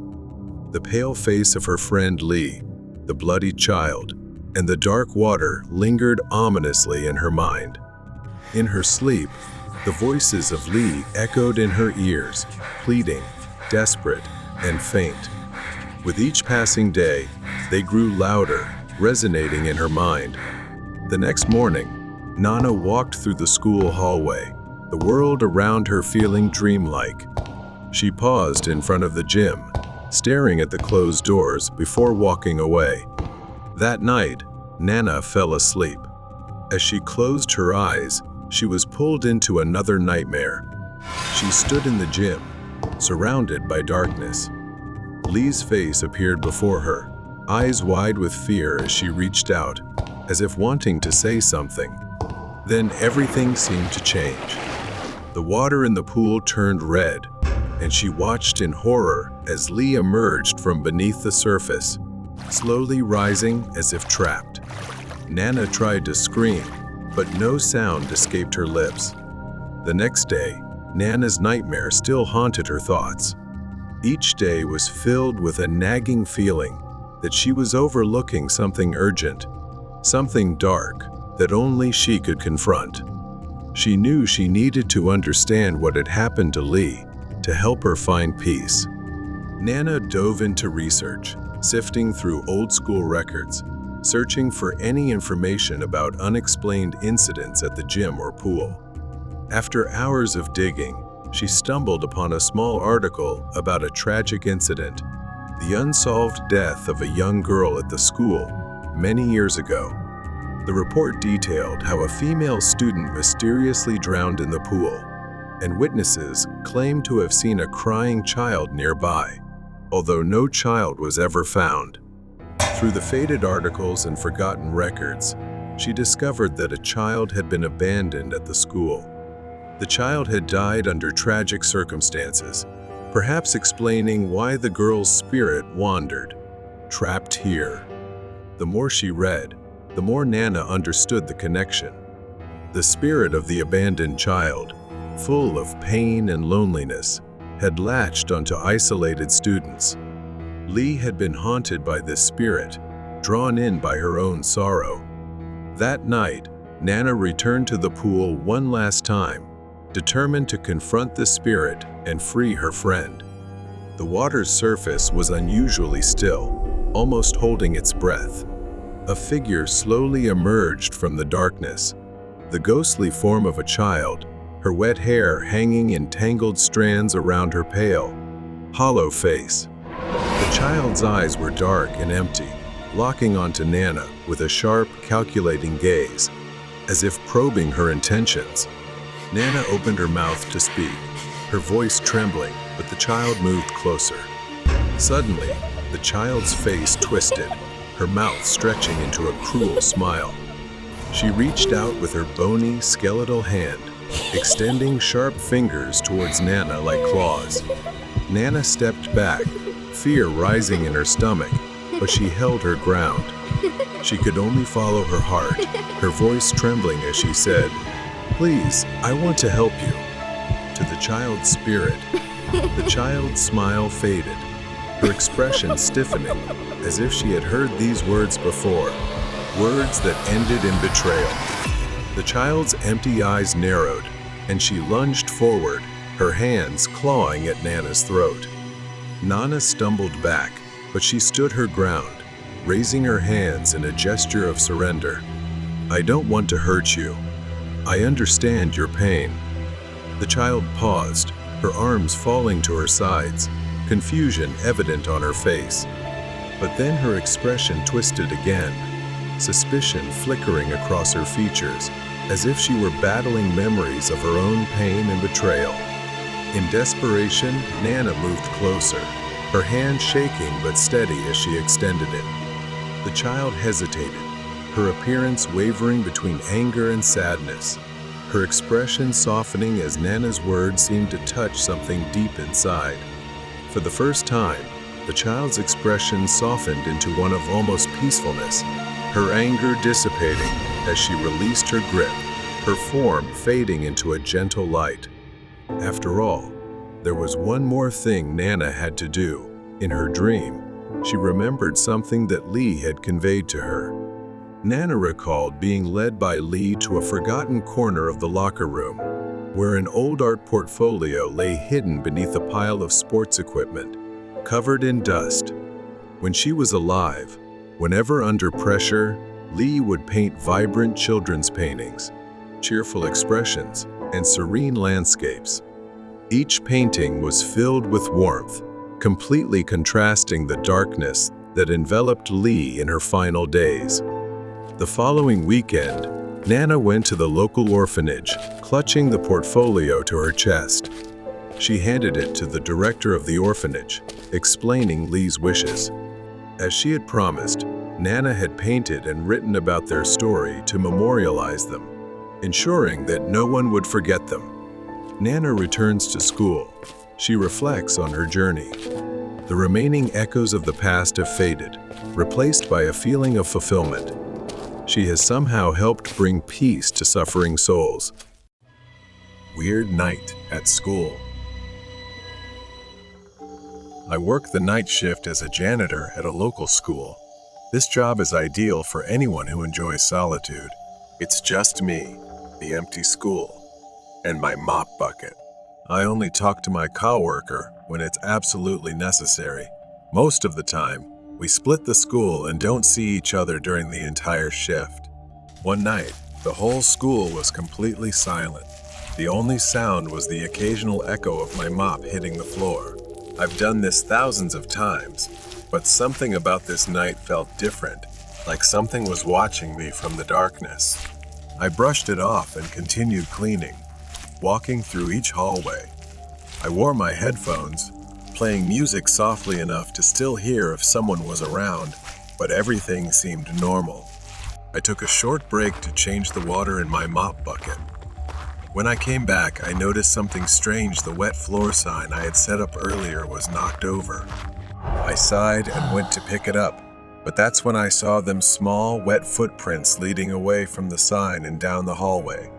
I followed the footprints down the hallway, leading to the stairs up to the second floor. The footprints stopped at the top of the stairs. I paused, trying to hear anything. Then, I saw something move out of the corner of my eye. It was fast, a flash of movement at the end of the hall. My pulse quickened, and I hurried to the end of the hall, but no one was there. Just then, I heard faint laughter, like the giggle of a child. It echoed through the empty school, sending chills down my spine. I turned around, looking for the source of the laughter, but saw no one. A loud crash suddenly broke the silence. The sound came from the first floor. My mop bucket, which I had just filled with clean water, was tipped over, spilling water all over the floor. My blood boiled with frustration. Someone was messing with me, and I wasn't in the mood for games. I grabbed a dry mop and started cleaning up. As I worked, I couldn't shake the feeling of being watched. My mind raced, trying to figure out what was going on. Were there still students in the building, or had someone snuck in after hours? I decided to talk to my coworker. Maybe she had seen something too. She laughed and told me I was messing with her. She looked at me, completely confused, shaking her head. I've been here the whole time. I couldn't make sense of it. I left her station, more confused than ever, and went back to work. Another hour passed. I was trying to make up for lost time when, without warning, the entire school went dark. For a moment, I was surrounded by darkness. Then the emergency lights flickered on, bathing everything in a dim red glow. It was unsettling, like the entire building had turned into the set of a horror movie. I knew where the electrical room was, and since I had the keys, I decided to head there to fix the lights. But before I could get there, I heard a scream. My coworker's scream, filled with fear, echoed through the school. I ran toward the electrical room, fear rising inside me. When I reached the door, I noticed it was slightly ajar. My heart pounded in my chest. When I pushed the door open, expecting to see my coworker inside, instead, there was a figure standing in the darkness. I couldn't make out who it was, but something was wrong. My blood ran cold as the figure moved closer, its movements unnatural, almost jerky. I reached for my phone, but before I could pull it out of my pocket, the figure lunged forward and slammed the door in my face. Panic overwhelmed me. I staggered back. I had to get out of there. I ran, my legs moving faster than ever. I needed to find my coworker. When I reached her area, her mop bucket was lying in the middle of the hallway, but she was gone, no sign of her. I called out her name, but there was no reply. The only sound was that faint laughter again, echoing through the empty hallway. The whispering froze me in place, my heart pounding in my chest. I quickly turned around, gripping the mop handle tightly, ready to defend myself. I started walking again, my steps slow and cautious, my senses on high alert. This wasn't just a prank. Something was happening here, something I couldn't explain. I went up to the second floor, where I had heard the laughter earlier. As I ventured further down the second floor hallway, I noticed something strange. The wet footprints, the same ones I had seen earlier, were back. I froze, staring at the small, wet prints that seemed to be coming toward me. I ducked into the nearest classroom, slamming the door behind me. I leaned against it, trying to catch my breath, my hands trembling. The silence was suffocating, pressing in on me from all sides. That's when I saw the blackboard. Written in large, jagged letters were the words, "Hello." I hadn't seen that before. Someone had been in here, but I hadn't heard anyone enter. Suddenly, I heard the door rattling. Something was trying to get in. The doorknob twisted hard, and the door shook as if someone or something was pounding on it. I backed away, gripping the mop handle like a lifeline. The banging stopped. Silence returned, but the tension in the air remained. I slowly crept toward the door, pressing my ear against it. Nothing. I reached for the doorknob, turning it as gently as I could. I cracked the door open just a little and peeked out into the hallway. I cautiously stepped out, looking around for any sign of movement. I had to find my coworker. I couldn't stay in this school alone any longer. I started walking down, and just then, from where I stood, I saw a shadow at the bottom of the stairs. It didn't move, just stood there, a dark figure faintly illuminated by the red emergency lights. I squinted, trying to make out the shape. It was small, like a child. As I got closer, I could see more clearly a young boy, maybe 13 or 14, standing with his back to me, wearing a torn school uniform. I reached out, hesitating for a moment before speaking. "Hey, are you okay?" The boy didn't respond. I took another step, my hand trembling as I reached out to touch his shoulder. The boy's face was a grotesque mask, pale, soulless eyes, blood dripping from his nose, and a wide, twisted grin. My heart nearly stopped. The child let out a piercing scream that echoed through the staircase, a sound so shrill it felt like it was tearing through my skull. I stumbled back, dropping the mop. My legs felt weak, but I forced myself to run.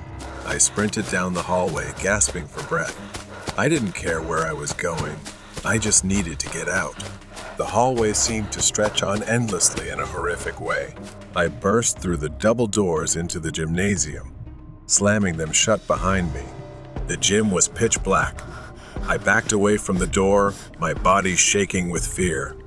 The footsteps stopped. The doors stayed closed. For a brief moment, I thought I was safe. But then, from the far corner of the gym, I heard a ball bouncing. There, in the far corner, the boy stood, his face still twisted in that grotesque grin, holding a basketball and slowly bouncing it on the floor. Then the boy whispered, "Hello," his voice echoing in the empty space of the gymnasium. I backed away, my legs trembling. The child took a step forward, then another. Each step was slow, deliberate, as if he was savoring the fear he was causing.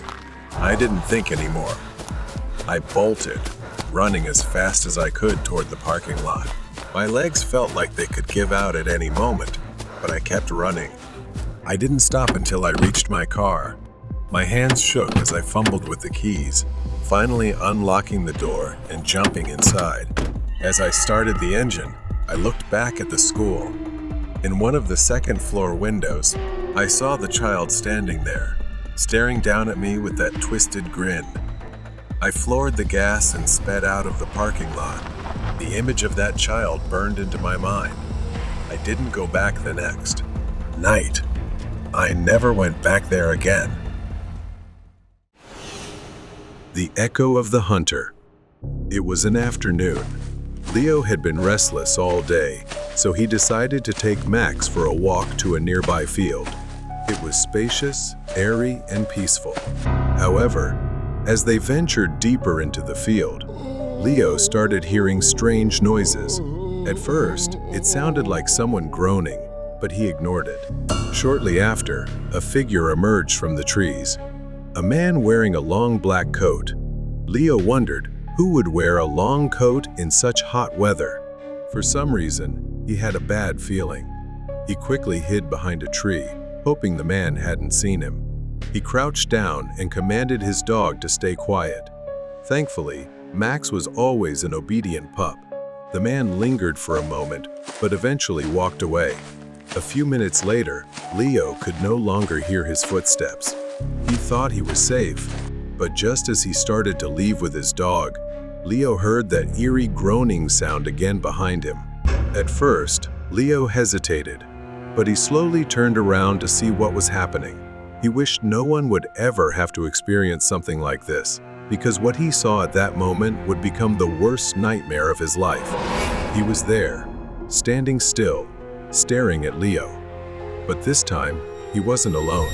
Beside him was a woman. Her clothes were torn and stained with something dark Leo didn't want to think about. She was holding a knife. Her eerie smile twisted in a way that made her look completely insane. Max, run! Leo turned and sprinted away. He was halfway through the field when, in his frantic escape, he tripped and fell to the ground. Pain shot through his knee as he hit the ground and skidded forward. The woman's laughter echoed behind him.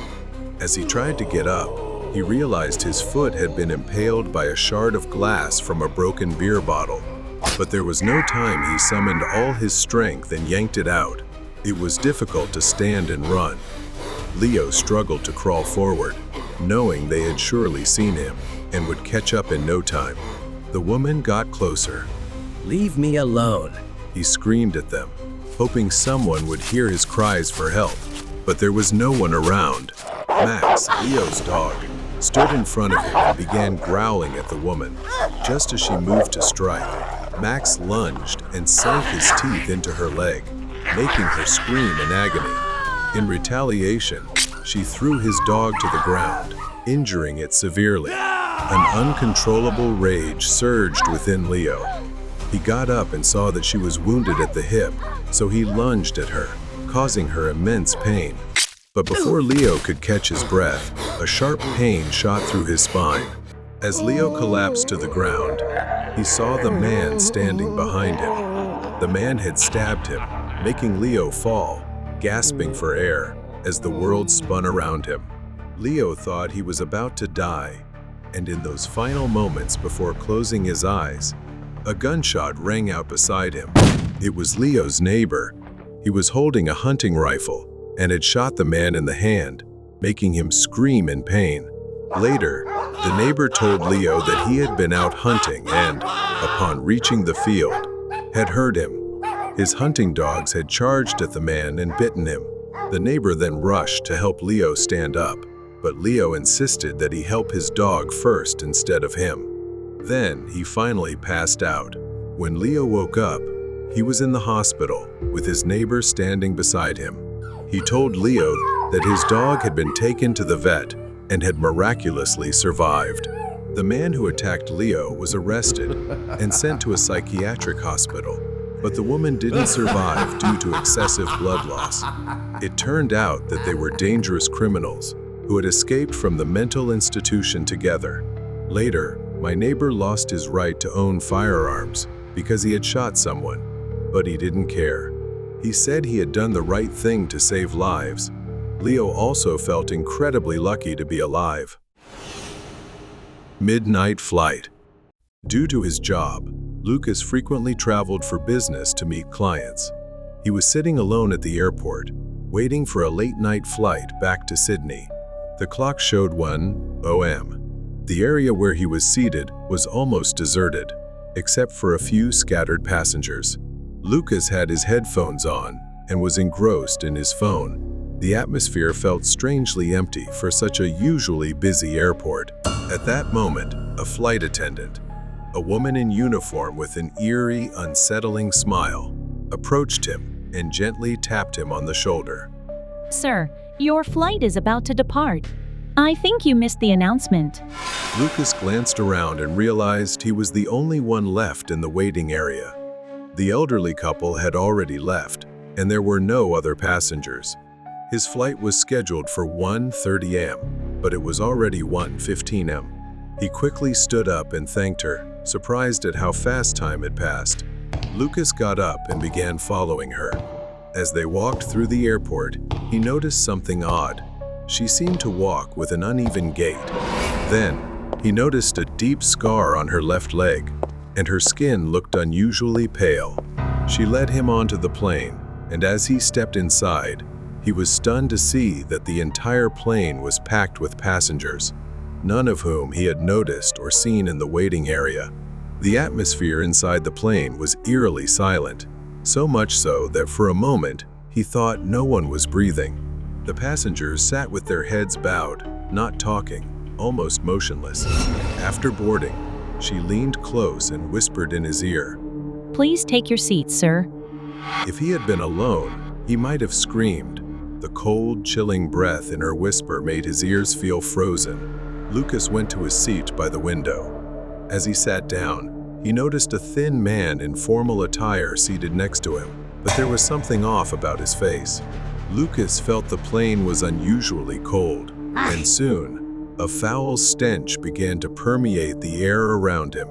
Lucas fastened his seatbelt and waited for the plane to take off, but none of the other passengers moved or changed their behavior. They all remained silent and expressionless. He told the man next to him. It's so cold in here. The man didn't reply. He just sat there with his head bowed. Lucas thought maybe he was asleep or didn't want to talk. Then all the lights began flickering. Suddenly, the emergency alarm blared, and the plane started shaking violently. Lightning flashed across the sky outside. A violent jolt caused luggage to fall from the overhead compartments. He screamed, but the man next to him and everyone else showed no signs of panic. They all sat like statues, seemingly indifferent to what was happening. In a panic, Lucas tried to unbuckle his seatbelt, but it was stuck. Desperate, he shouted for help. Then, he turned to the man next to him, saying, Excuse me, please wake up. This plane is going to crash. Please, we need to do something, or we're all going to die. As Lucas struggled, the man next to him slowly looked up. His face was horrifying, with one side severely burned and scarred. He smiled, a chilling, terrifying grin, and said, They're all dead. The other passengers now revealed grotesque faces. A spine-chilling, sinister laughter erupted from all of them. They began laughing in unison, a shrill, terrifying sound. Please let me off, he begged. At that moment, his seatbelt came undone, and he ran toward the exit to escape. But the flight attendant suddenly appeared, blocking his path. Her face was now unrecognizable, her body covered in wounds, smeared with blood, and she had a wide, menacing grin. He shoved the flight attendant aside and ran toward the cockpit, hoping to find the pilots. When he opened the door, he was met with a horrifying sight. Both pilots were gone, and everything inside was engulfed in flames. His vision began to blur. His head throbbed, and the faint sound of devilish laughter echoed in his ears. Sir, are you okay? The voice startled Lucas awake. It was a security guard at the airport, leaning down to check on him. He slowly sat up, his body trembling, and looked around. He was no longer on the plane. Instead, Lucas was lying next to the charred wreckage of what looked like an old airplane. The air was thick with the smell of burnt metal and something worse. The guard told him that this area was restricted. That plane had been struck by lightning a week ago, and everyone on board, including the flight attendants and pilots, had perished. Shocked, Lucas stammered that he had been on that plane. He looked at the plane, horrified by what he had just experienced. He knew he had narrowly escaped the dark fate that had befallen the passengers of that ill-fated flight. Encounter with the stranger. Nana was driving alone on a deserted road late at night, eager to get home after a long day. She gripped the steering wheel tightly and turned on some music, hoping it would make the lonely drive a little less daunting. 15 minutes into her drive, the car jerked violently to one side with a loud bang. Her vehicle suddenly shuddered and came to a halt. She pulled over to the side of the road and realized she had a flat tire. Frustrated, Nana stepped out of her car to assess the situation. She crouched down to inspect the tire. It was completely flat. As she pondered how to handle the situation, a low whistle broke the silence in the distance. It was eerie and unsettling, especially considering the desolation of the area. Instinctively, her hand reached for the flashlight in her car trunk. She scanned the area and spotted a red Chevy parked under a tree. Nana checked her phone. It was 9 p.m. She wondered why someone would be whistling a romantic tune on such a deserted road. Even more troubling, she had no cell signal. Although her instincts told her to stay in the car, she thought maybe the owner of the car nearby could help with her flat tire. She began walking toward the sound. Just around the next bend, Nana stopped near a large tree surrounding a clearing. Beyond it was the edge of a cliff overlooking the starry sky. Nana saw a man and a woman sitting under the tree, seemingly sharing a romantic moment by a campfire. The man had his arm around the woman, her long blonde hair cascading over his shoulder. The man was whistling, whispering into her ear, and even chuckling softly. The night around them was eerily quiet, except for the rustling of leaves. She crept closer, hiding behind a tree, noticing something odd about the man's demeanor. His wide-eyed expression and erratic laughter sent chills down her spine. The man's voice broke the silence. Do you ever wonder if the stars are watching us? His tone was playful, but there was something darker beneath it. They're so eager to meet you. The woman didn't respond. His laughter grew louder, more maniacal. The strange atmosphere around them deepened. Nana tried to stay calm, but couldn't shake the feeling that something terrible was happening. A loud snap echoed as her shoes stepped on a branch. The man's head whipped around toward her. The firelight illuminated his face, streaked with blood, and his dark coat appeared damp and heavy. His eyes locked onto Nana's, unblinking with an empty calmness. A crooked smile stretched across his lips, as if he knew something. "Don't be afraid, little girl." Suddenly, he wrapped his arms around the woman and shoved her onto the ground. Her face finally revealed. Her pale face was streaked with congealed blood, her lifeless complexion suggesting she had been dead for hours. Nana stumbled backward, her flashlight trembling in her hand. The man's crooked smile widened as he stepped forward. Wait, He said, I won't hurt you. but his actions betrayed him. The man began sprinting toward her with terrifying speed. Nana ran back to her car, locking herself inside just in time, but the man stopped in front of her window. He peered inside, tilting his head unnaturally, his smile haunting. Then he raised a claw hammer in his hand and swung it at the window. She had never felt death so close. He raised the hammer again, and she knew the glass would shatter this time. But then headlights from a car suddenly illuminated the road. Distracted for a moment, the man turned and walked into the forest, leaving Nana terrified. Nana knew this was her only chance. She stepped out of the car, mustering all her courage, and flagged down an older man driving by, begging him to take her to the police station. The man was later caught in another state after attempting to abduct another victim. His name was Marty Caldwell, a psychiatric patient. He believed himself to be a messenger of the stars, tasked with purifying souls by ending their lives. Nana felt incredibly lucky if not. She might have met the same grim fate. Escape your pursuer at Dunkin' Donuts. Isa worked the night shift at her uncle's Dunkin' Donuts, a small, quiet spot off a lonely highway, struggling with boredom as a violent storm raged outside. Her phone battery died, flickering before finally shutting off.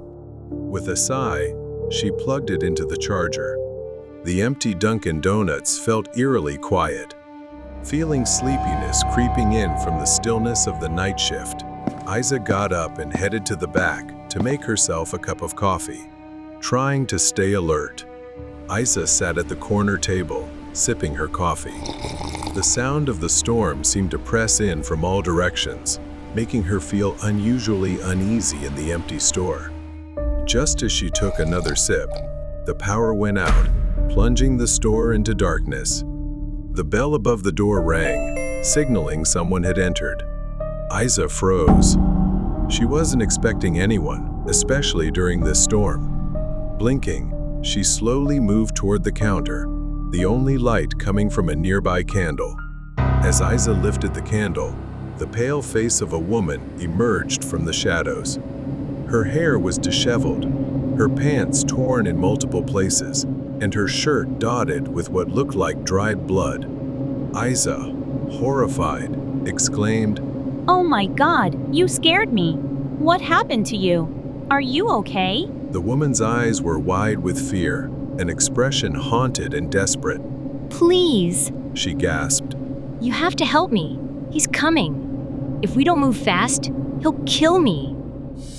Before Isa could respond, headlights swept across the window. A blue pickup truck pulled into the parking lot. The woman grabbed Isa's arm with surprising strength for someone so frail. We need to hide. Now. Isa led her to the storage room and locked the door. Chaos ensued as the front door of the store opened again, this time revealing a man in his 40s with cold, sharp eyes.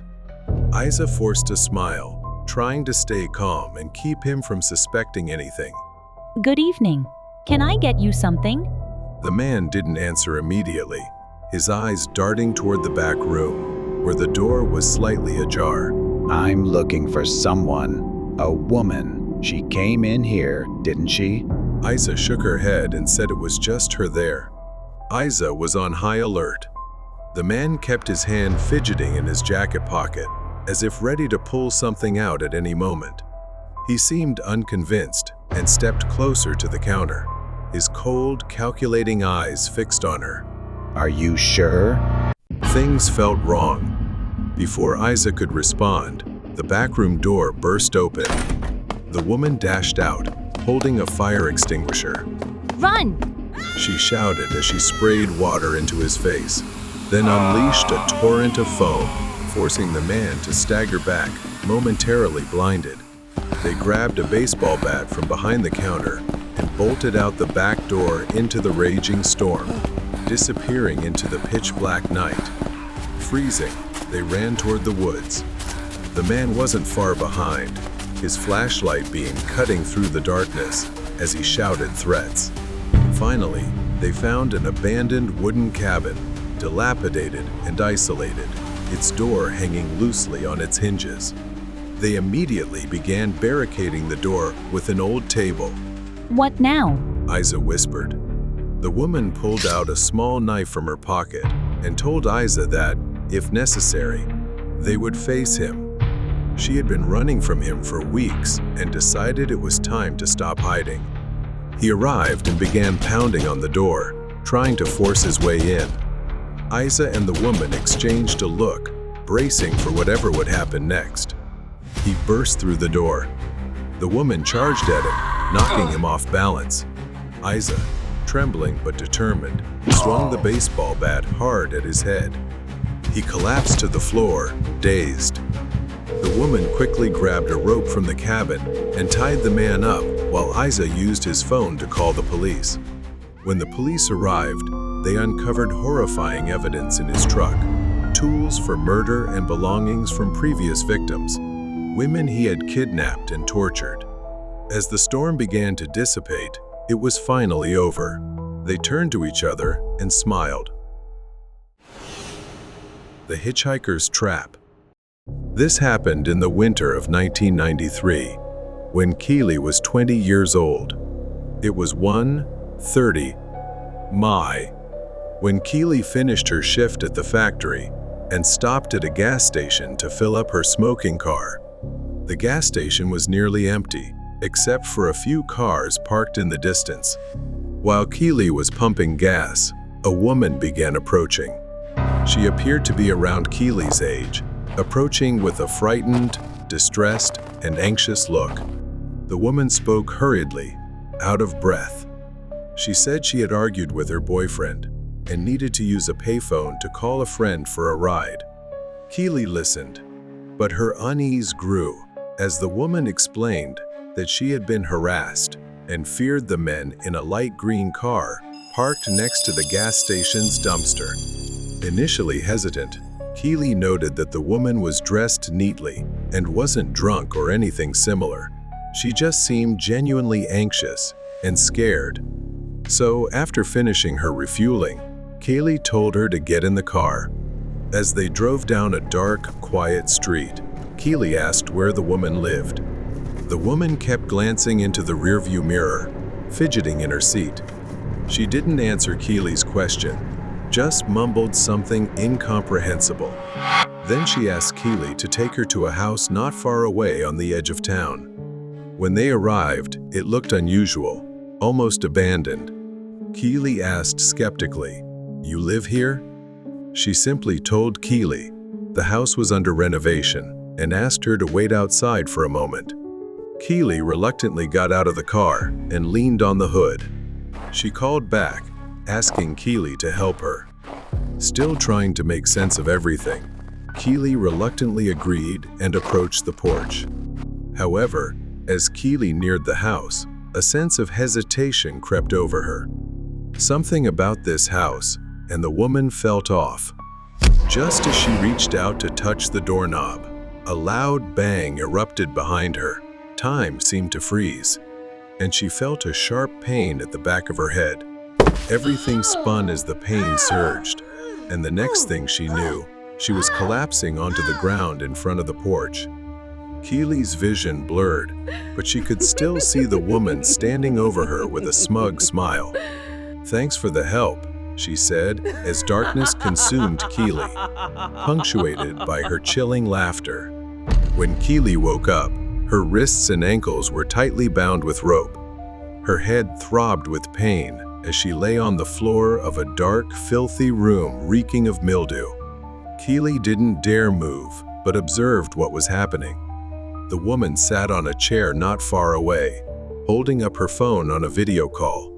"You should mind your own business," she said, not even glancing at Keely. Keely regained her vision and focused on the phone screen. It was a man standing next to a car, the same one she had seen at the gas station. He said he'd pick her up soon to catch more victims. She realized everything from the start had been a trap. Keely struggled against her restraints, her mind racing. She knew she had to act fast. Despite the pain, Keely, being the only woman at the plastic factory, had learned to handle such situations. She relied on her experience to quietly inspect and work on her restraints. Finally, the rope loosened slightly, but the woman began approaching Keely, so she decided to stay still, pretending nothing was amiss. When the woman seemed to sense something, she moved closer to Keely. The moment arrived, Keely sprang up, elbowing her in the face. She turned and kicked the woman hard with her bound feet, causing her to stumble painfully to the ground. That gave Keely the chance to free her legs and run outside. Keely dashed outside and got into her car. As she frantically started the engine, the woman suddenly appeared with a menacing smile. Somehow, she had gotten into Keely's car. "Mind giving me a ride?" Just as the car started, the woman, not wearing her seatbelt, was thrown forward as Keely hit the accelerator. Keely pushed the woman out of the car and drove off, calling the police to have them arrested. When Keely finally got home, she told her sister about the harrowing encounter. While relieved that Keely was safe, her sister scolded her for not going to the police immediately. After a few days of investigation, the police arrested the two criminals. Keely couldn't believe what had happened, but at least she had survived. And she learned a terrifying lesson about the hidden dangers in seemingly harmless situations.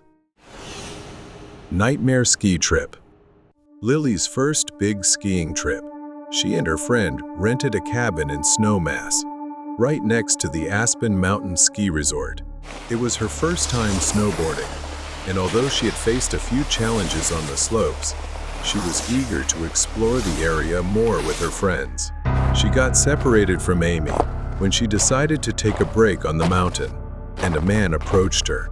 He mentioned how he wasn't used to seeing many beautiful girls like her here. What she found strange was that her face was mostly hidden by her ski mask. Lily lied, telling him she was with her boyfriend to make him stop, but something unnerved her when he mentioned having seen her and her friend arrive. Lily didn't think much more about it, pretending she hadn't heard anything, and snowboarded away. It was also when she felt she was snowboarding better than ever. That morning, she returned to the mountain alone to practice. Halfway down, she saw a man from a distance. This time, she hid behind a nearby tree and observed. He was wearing the same jacket and ski boots as the man she met before. But then she noticed something unmistakable, a jagged scar over his eye, which Lily clearly remembered from the way he had looked at her so eerily. That's when she noticed his bag, slung over his shoulder, with a keychain bearing the letter J hanging from it. She felt everything growing strange and ominous, as if by instinct, so she called Amy to leave quickly. When she returned, ready to leave, a snowstorm began outside, trapping them and making it impossible to leave. She grew anxious and scared, locking all the doors. But when night fell, things started to get strange. Later that night, they went to their rooms to sleep. Lily, unable to sleep, stayed up looking at her phone. The house was quiet, but the eerie silence was broken by footsteps on the wooden floor. The sound grew louder, and then she heard something that sent chills down her spine. The doorknob turning. It wasn't her friend, it was someone else. She sat up and called out for Amy. No one answered, and panic started to set in. But she paused, wondering why they were trying to enter her room. She tiptoed to the door, pressed her ear against it, and listened carefully. The footsteps had stopped, and the silence was stifling. Lily quietly unlocked the door and turned the knob, pushing it open as gently as possible. When she cracked the door open, she saw a tall man moving around the house. His shadowy figure loomed in the dim light as he seemed to try to enter their rooms. At first, she couldn't make out his features, but then, under the faint moonlight from the window, she recognized him, the man with the scar over his eye, who had said strange things to her on the mountain. He was also carrying the bag with the J keychain. Terrified, Lily gently shut the door and locked it. She grabbed her phone and quietly called 911, whispering into the phone to avoid being detected. Then, the knocking began deliberate at first, then louder and more forceful. The man was trying to get into her room. She couldn't take it any longer. Lily shouted, "Get out!" She yelled, telling the man she had called 911. The banging stopped, and she heard his voice from the other side of the door. All right, girl. His footsteps grew fainter as he walked away. Lily and her friend stayed locked in the room, terrified. Only when the police arrived a few minutes later could they confirm the intruder had left. The next day, Lily noticed something that made her heart race. A keychain had been left on the floor near the front door, possibly dropped by the intruder during his attempt to enter her room. Forensic experts collected it as evidence and found fingerprints on it. They analyzed the prints and matched them to a man with a criminal record known for breaking in, stalking, and harassment. Although the police had a lead, they had not yet located the intruder. The case remained open. Back home, Lily couldn't shake the thought that the man was still out there. She didn't know how he had found them, how long he had been following them, or what he might plan next. Uber drivers, weird night. I had been driving Uber for about a year and had never really encountered any trouble, except for once when a drunk man tried to punch out my backseat window.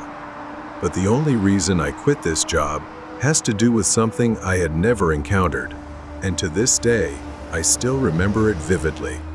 Around midnight, I received a request to pick up someone named Pamela at an address that seemed a bit off the usual route. I drove to the address.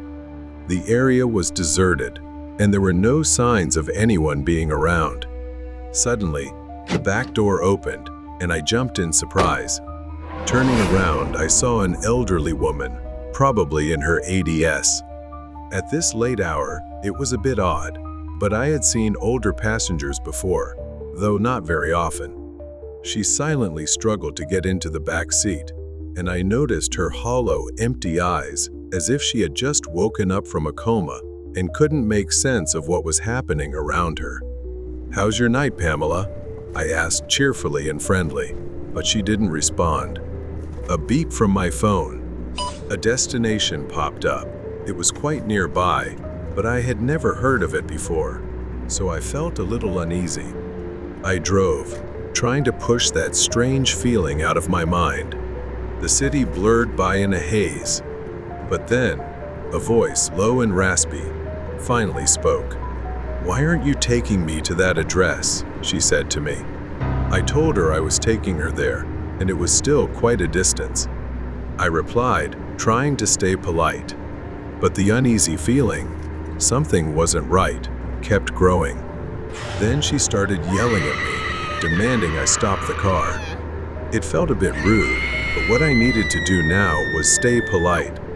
I wanted her out of my car, so I happily complied and stopped. I complied, stopping the car at a quiet corner just a few blocks away. I tilted my head to glance over my shoulder to wish her good luck, as it was part of my daily routine.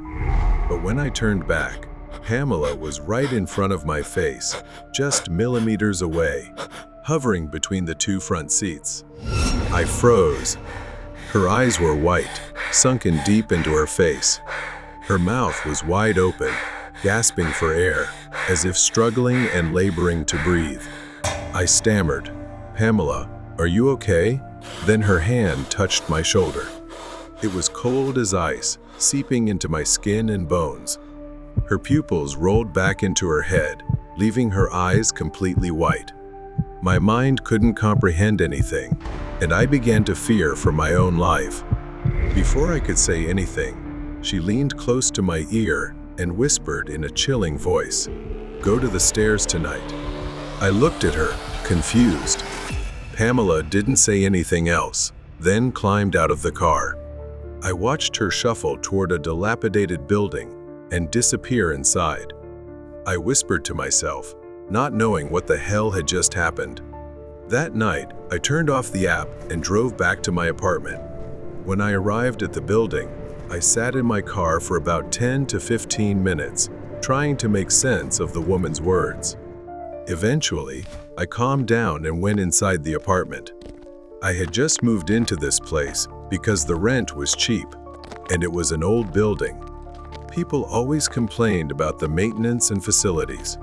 It really needed repairs, but the landlord never cared. I lived on the 6th floor. I went to the elevator and pressed the button, watching the numbers slowly go down. There was no one else in the lobby, but I couldn't shake the chill running down my spine. The numbers on the screen flickered. Suddenly, I heard a hoarse whisper, cold and close to my ear, "Close it." I jumped, looking around, but there was no one there. Pamela, is she following me? Sweat beaded on my forehead, and I decided I couldn't wait any longer.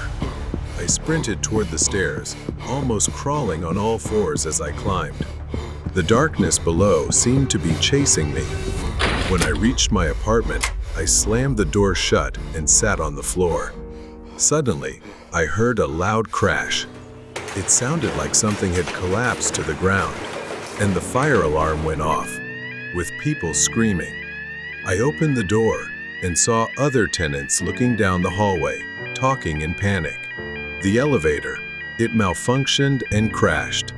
The landlord was handcuffed and led away, charged with endangering tenants by neglecting maintenance. Other residents were shouting at him, angry at his irresponsibility. I stood still in disbelief that I was alive. As the police took the landlord away, I overheard two tenants talking, saying they remembered him once saying he had fixed it, but Mrs. Miller still died, crushed. They couldn't even imagine how terrified she must have felt when the elevator fell. "Who are you talking about?" I asked. One person answered, "That's Pamela Miller, the woman who lived in your apartment before you. She died in that very elevator, but somehow, the landlord got away with it. I still visit her grave sometimes. God bless her." My head spun as I tried to understand. I had just driven a woman named Pamela. I realized that the woman I had met wasn't just a strange passenger. I had encountered something beyond my understanding. Maybe she was trying to warn me so I wouldn't meet the same tragic fate as hers. The eccentric person on the bus. The cold and quiet night in a small town. Bella often took the bus to get to her workplace. Every day, Bella waited at the same bus stop, quietly watching the world pass by while sipping her coffee. One evening, as usual, she waited for the bus to return home. But there was a man who caught her attention, sending a slight chill down her spine. A man in his 30s, disheveled hair, unshaven, boarded the bus after her. He sat a few rows behind her, but she could feel his eyes on her, though she didn't dare turn around. There was something strange about his presence. Every day on the bus, that man reappeared, always boarding right after her, and his strange behavior began. At first, he walked by and left behind a crude and eerie doll, saying, "This is for you," a gift, before quickly walking away. Bella found it odd and didn't pick it up, ignoring it and moving to another spot out of fear. Sometimes, he would mumble to himself in faint, incomprehensible whispers. Bella grew increasingly uncomfortable, but brushed it off, chalking it up to just an eccentric man. After all, he was just another bus passenger.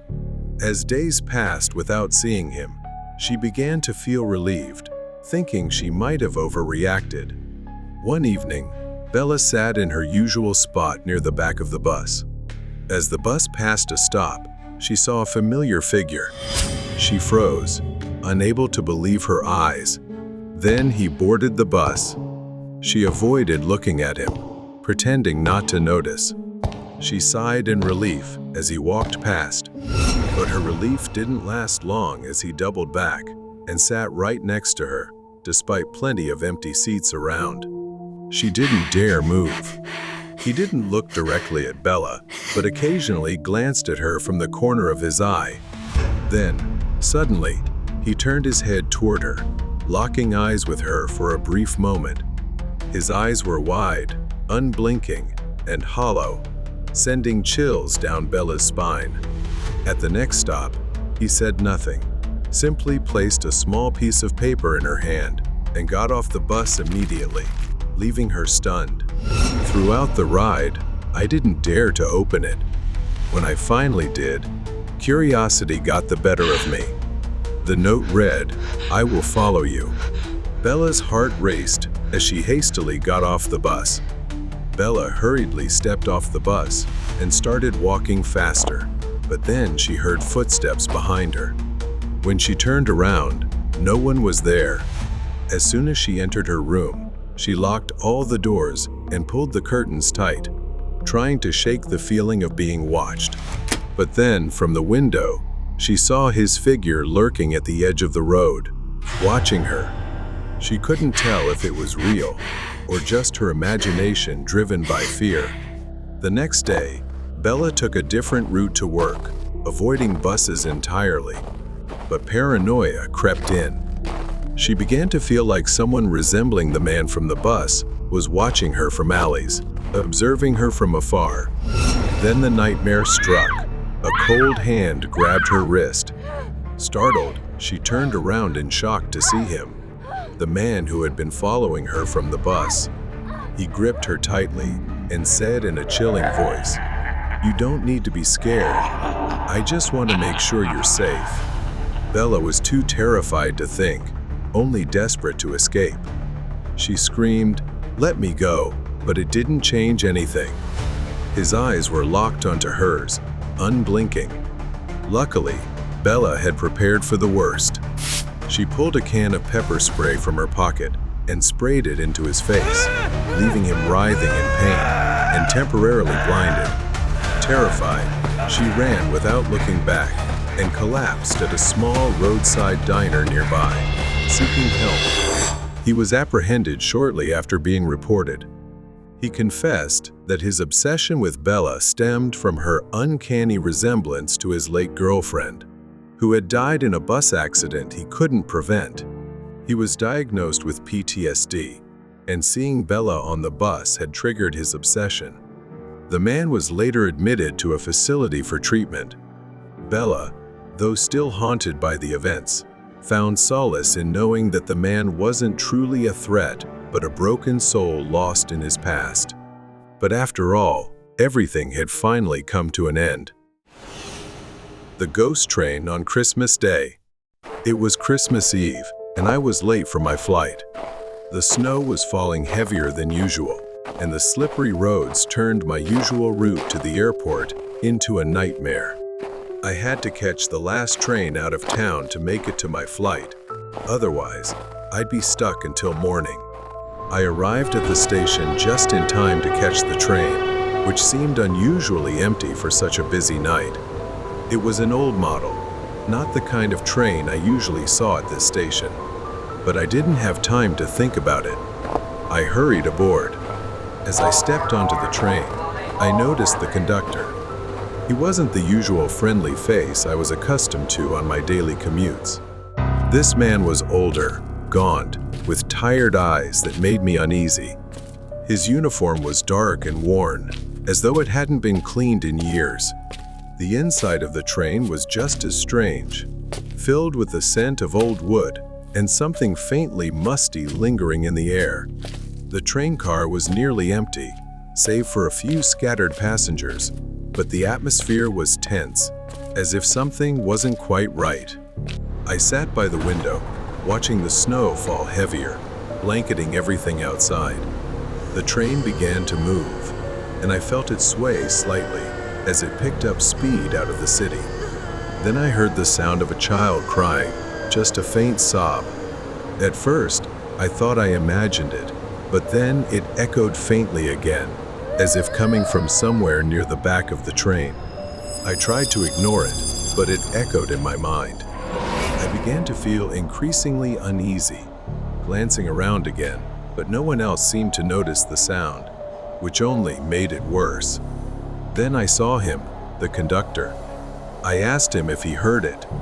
He said, "Not all passengers on this train want to be here, but they cannot leave." To my bewilderment, he walked away immediately. I steadied myself and turned to ask him about what he had just said. But strangely, he was no longer there. I stood up and walked toward the back of the train. My footsteps echoed in the silence. When I reached the next car, I froze in place. In the dim light, I could see a shadow. It was a child. He clutched a small, tattered doll in his hands, wearing what looked like outdated, shabby clothes. He didn't move, his head bowed. I asked, "Are you lost?" But there was no response. Suddenly, the lights flickered, and the train lurched forward, shaking violently. Without thinking, I reached out to steady the boy. The lights stabilized, but the train car was empty, completely deserted. I moved back into the aisle, trying to understand what was happening. The other passengers remained still, staring straight ahead, oblivious to the madness unfolding around them. Suddenly, I felt a cold hand grasp my arm, sending a shiver through me. The train shook violently again, and the temperature plummeted. I could see my breath in the air. The train screeched to a sudden halt, and I stumbled, trying to steady myself. The passengers were gone. The train was empty, except for the boy, standing with his back to me. He didn't move, just stood there with his head slightly tilted, as if waiting for me to do something. The doll in the boy's hand fell to the floor. I slowly approached him, bending instinctively to pick it up. When I looked up, my breath caught in my throat. The boy turned, and his eyes were voids of pitch-black emptiness, locking onto mine. His voice echoed coldly in the air. "They left me." I panicked, never having seen anything like this before. Before I could react, the sound of crying turned into an ear-piercing scream, deafening and spine-chilling. I lost my balance and fell backward in fear, my vision spinning as the boy stood still, seemingly unaffected. The train doors suddenly slid open. With trembling hands, I crawled toward the exit, desperately trying to escape. I staggered out into the freezing, eerily silent night. But when I looked back, the train was gone, completely vanished, leaving only an empty, snow-covered platform as if it had never been there. I don't remember how I got home that night. Every Christmas Eve since, I still wonder whether the midnight train was real or just a nightmare. Years later, on another Christmas Eve, I found an old article, a newspaper archive about a train that disappeared in a snowstorm many years ago. The article spoke of a missing child whose parents had abandoned him on that very train. It was said that the Midnight Express appears every Christmas Eve, carrying lost souls who cannot move on. I closed my laptop, my hands trembling. I looked out the window. The snow continued to fall outside, and a chill ran down my spine. The deadly delivery. Have you ever felt like this might be the moment you die? If not, consider yourself lucky, because that's exactly what happened to me last week. I work at a local pizza shop. My job involves taking orders and delivering pizzas to customers during the night. I've always worked night shifts and never had any issues until last week. I was standing near the counter when the shop phone rang. The man on the line ordered 2 large pizzas and gave an address to a house on the outskirts of town. The man's rude behavior over the phone annoyed me, but I let it slide and started preparing for the delivery. I asked the cook to prepare the order. I checked the address on GPS and realized it would take me 20 minutes to drive there. I was driving through small towns. It was 10 p.m., so the streets were completely deserted. I spotted a house at the end of the street and realized it was the location. I parked near the house and stepped out. The house looked quite abandoned, as if no one lived there. I walked to the front door and knocked. I heard the door creak open after a few seconds. A rough-looking, angry man with a scruffy beard stood in the doorway. His eyes were bloodshot, and he reeked of alcohol. He asked, "What do you want?" I realized this was the same guy who had insulted me over the phone. I calmly said, "Here's your pizza," and handed him the boxes. The man eyed me up and down before paying me and slamming the door in my face. I walked back to my car and was about to start the engine when a sound caught my ear. It took me a moment to realize what it was. I strained to listen carefully and realized it was the sobbing of a little girl. I looked around but saw no one. Then I realized the crying was coming from the house I had just delivered the pizzas to. At first, I thought it might be his daughter. It could have been a private family matter, but there was something in the girl's cries, like she was begging me not to leave. I slowly got out of my car and tiptoed closer to the front door, trying to listen to the sounds coming from the house. The girl's sobbing continued, but this time I heard 2 more voices. I heard 2 men speaking in hushed tones, their voices raspy, though I could almost make out everything they said. The angry drunk man was yelling at another man, "I told you to shut the girl's mouth tightly." The other man replied, "I did, but she won't stop sobbing." They argued, their voices filled with profanity. The girl's sobbing grew louder. There was a small window on the porch. I slowly peeked inside, and what I saw terrified me. A little girl lay on a dusty mattress on the floor, her hands and feet bound, her mouth taped shut, her wide eyes filled with terror. The entire situation became clear to me. They were kidnappers, and this little girl was their captive. The house was likely abandoned, which is why they chose it as their hideout. I got back into my car, honestly terrified, and thought about just leaving. I figured it was better to let the police handle it, but I realized how dangerous it would be to leave the girl there. So, I called 911. The nearest station said they'd arrive in about 20 minutes. I stepped out and began moving toward the back of the house. When I reached the back door, I saw the 2 men heading upstairs, leaving the girl on the floor. I told myself this was my only chance. Luckily, the back door had a small pet flap. I reached through and turned the knob. Slowly, the door opened. The men were still arguing upstairs. I quietly made my way into the living room. I reached the girl. At first, she was terrified, but I reassured her, gesturing for silence and whispering that I was there to help her escape. I told her the police were on their way. She nodded tearfully.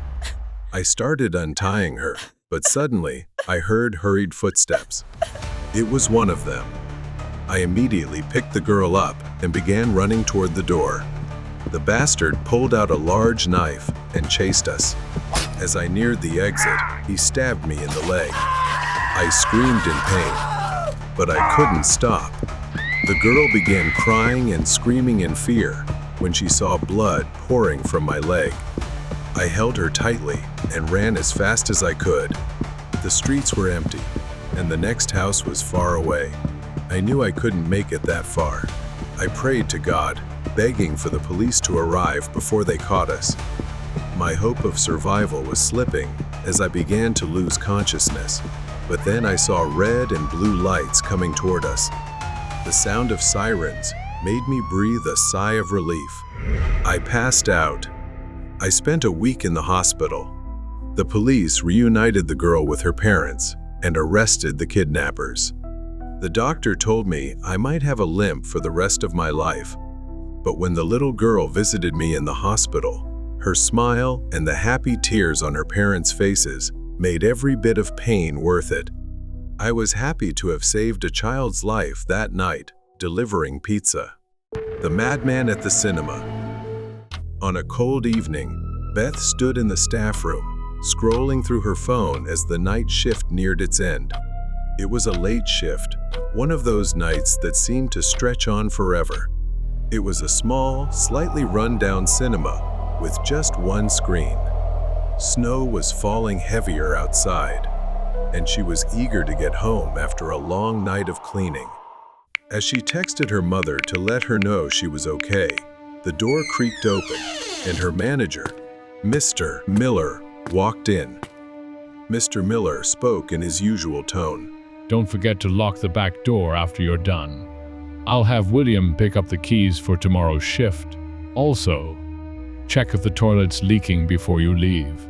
Beth sighed, not thrilled about the last-minute request. She nodded and bid her manager goodbye before he left her to finish her tasks. Beth worked as part of the cleaning crew, but the cinema felt eerily empty after the final screening ended. As Beth walked down the rows of seats, sweeping up popcorn and other debris, a chill ran down her spine. Something about the atmosphere tonight felt different, though she couldn't put her finger on it. Beth's phone buzzed, and she picked it up. It was her mom, worried about her working the night shift again, and saying it wasn't safe. Beth began reassuring her. Beth hung up. With a sigh, she turned on some music on her phone and placed it on one of the red seats in the theater as she continued cleaning. Suddenly, she heard a noise, a faint sound, almost like glass shattering. It came from the emergency exit. Beth called out, Who's there? but no one answered. She stopped the music and started toward the emergency exit, which opened to reveal a long hallway with flickering lights. Is anyone out there? Hello? She continued walking, then froze in front of a shattered window. Glass lay scattered on the floor, along with a large rock that someone had likely thrown from outside. She wasn't alone. Beth instinctively reached into her pocket for her phone, but then she remembered it was still on the seat in the theater. She hesitated. Should she go back for it? But things were becoming more complicated. Without wasting another second, Beth hurried back to the theater. As she rounded the corner, Beth froze. Standing at the end of the hallway was a shadowy figure. He had his back to her, swaying unnaturally, like someone who had lost control. His clothes were disheveled, and his hair was a mess. Beth tried to quietly sneak away, but then he turned around, her stomach sinking as she froze in place. The light illuminated his horrifying face. He wore a sinister grin, like a grotesque mask, a mix of burns and hollow, bloodshot, crazed eyes. As she faced him, he revealed his dark intentions, saying, "I've been waiting for you. I will have you." Beth stumbled back toward the theater as the man began chasing her, laughing and running like a madman. When she reached the seat where her phone lay, she grabbed it and ran deeper into the theater, hiding behind the rows of seats. Her hand reached for a mop nearby, ready to defend herself. Beth tried to call the police, but before she could speak, the emergency exit door burst open, and the man lunged in with a chilling, raspy laugh. She dared not breathe or move, but then she felt breathing above her head, freezing her in place. He suddenly appeared behind the seat, laughing in amusement. "You can't hide forever, Beth. I can hear your little heart racing." Terrified, Beth ran, instinctively grabbing anything she could and hurling it at him to slow him down, throwing him off balance. Beth quietly crawled under the seats, making her way toward the exit. She was almost there and bolted for the door, but he noticed her movement at the last second and lunged at her. His icy hand grabbed Beth's hair. He yanked her back violently, causing her immense pain. Beth screamed, kicking with all her strength. Desperation surged within her as she grabbed a sharp piece of debris. She stabbed his hand, leaving a deep gash. He howled in pain, letting her go just long enough for Beth to get up and run toward the exit. She slammed the door shut, locking it and blocking it with a stick, despite his screams and pounding. "I'll be back. I'll find you." She ran outside, barely noticing the cold, trembling as she called for help. Later, the police revealed that the man had been stalking Beth for weeks, even poisoning her cat to cause her grief. Beth was horrified. She had never known the man, but he had inserted himself into her life without her knowledge for a long time. Beth survived, but her life was forever changed. She was in shock, undergoing therapy, and eventually moved in with her sister. The dark truck. Jack Carson, a rough-mannered, long-haul truck driver known for taking jobs no one else wanted, embarked on a long journey down an infamous, desolate road. His truck was tightly sealed, labeled only as medical supplies. The highway stretched endlessly, eerily quiet, with no signs of life except for the occasional rustling of dead trees in the wind. It was the kind of road you only took if you absolutely had to. Jack stopped at a solitary, dilapidated rest area. He stepped out for a smoke, the silence pressing on him like a physical weight. The wind carried faint, eerie whispers. Jack couldn't tell where they came from, but as he looked around, there was no one in sight. As he leaned against the truck, breathing in the air, a soft yet menacing voice whispered in his ear. You will die, as I did. Startled, he turned around, dropping his cigarette, but there was no one there. Just a strange mist swirling outside the window. Shaken, Jack climbed back into the truck and slammed the door shut. He had never experienced anything that felt so real. As soon as he started the engine, the radio turned on with an old, haunting tune. He brushed it off, thinking it was a malfunction. His hands trembled as he turned the knob to silence it, but the static continued, almost as if mocking him. Driving down the dark stretch of road, those words kept echoing in his mind. You will die, as I did. Growing louder with each passing moment. Driving deeper into the night, Jack noticed movement on the roadside. He squinted, unsure of what he was seeing, thinking it might be an animal. But as he got closer, the shapes formed into human figures, standing on the roadside, half hidden in the mist. Some waved cheerfully, but upon closer inspection, their smiles were twisted and maniacal, exuding malicious hatred. Others simply stared, their hollow eyes devoid of life. One figure pressed itself against the windshield, grinning mischievously. Jack held his breath as he slammed on the brakes. The figure vanished as soon as he looked away, leaving only the sound of the truck's tires screeching against the pavement. He gasped for breath, panic rising. What the hell is going on? Jack's eyes darted from side to side, trying to make sense of the shapes in the mist. The highway seemed endless. Jack could feel fatigue setting in. His eyelids grew heavy, and the road stretched on endlessly. He eventually stopped at another rest area, hoping to catch some sleep. Jack leaned back in the cabin, closing his eyes and falling into a deep sleep, the hum of the engine lulling him into a false sense of security. Then Jack woke up with a start. A weight pressed against his chest, making it hard to breathe. His hands were pinned to the seat, leaving him unable to move. A wailing scream tore through the air, very close, as if it came from right in front of Jack. His eyes shot open wide.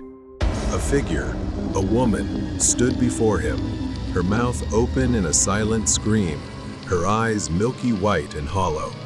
He couldn't breathe. He couldn't move. Jack tried to scream, but no sound came out, as if the world was closing in on him. And then everything went dark. He jolted awake, gasping for air. The sun was rising as Jack stepped out of the truck, his body trembling. He couldn't shake the feeling that something had tried to take him. The mist had cleared, but the memory of the woman's wailing cry lingered in Jack's mind. Jack returned to the desolate road he had driven 1,000 times before. Tempted by money, he ignored what he had seen before. The thick fog swallowed everything. A figure, barely visible in the mist, darted in front of the truck. Jack swerved, yanking the wheel hard. The truck veered, narrowly missing the faint figure as it lunged toward him. His breath caught in his throat, his hands gripping the steering wheel tightly.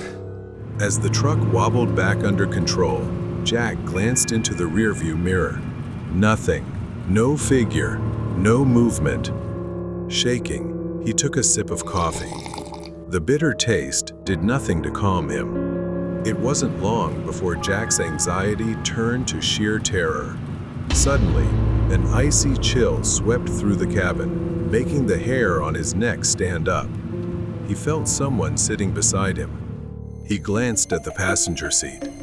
A pale woman with sunken eyes and disheveled black hair, dressed in tattered clothes, sat there in eerie silence.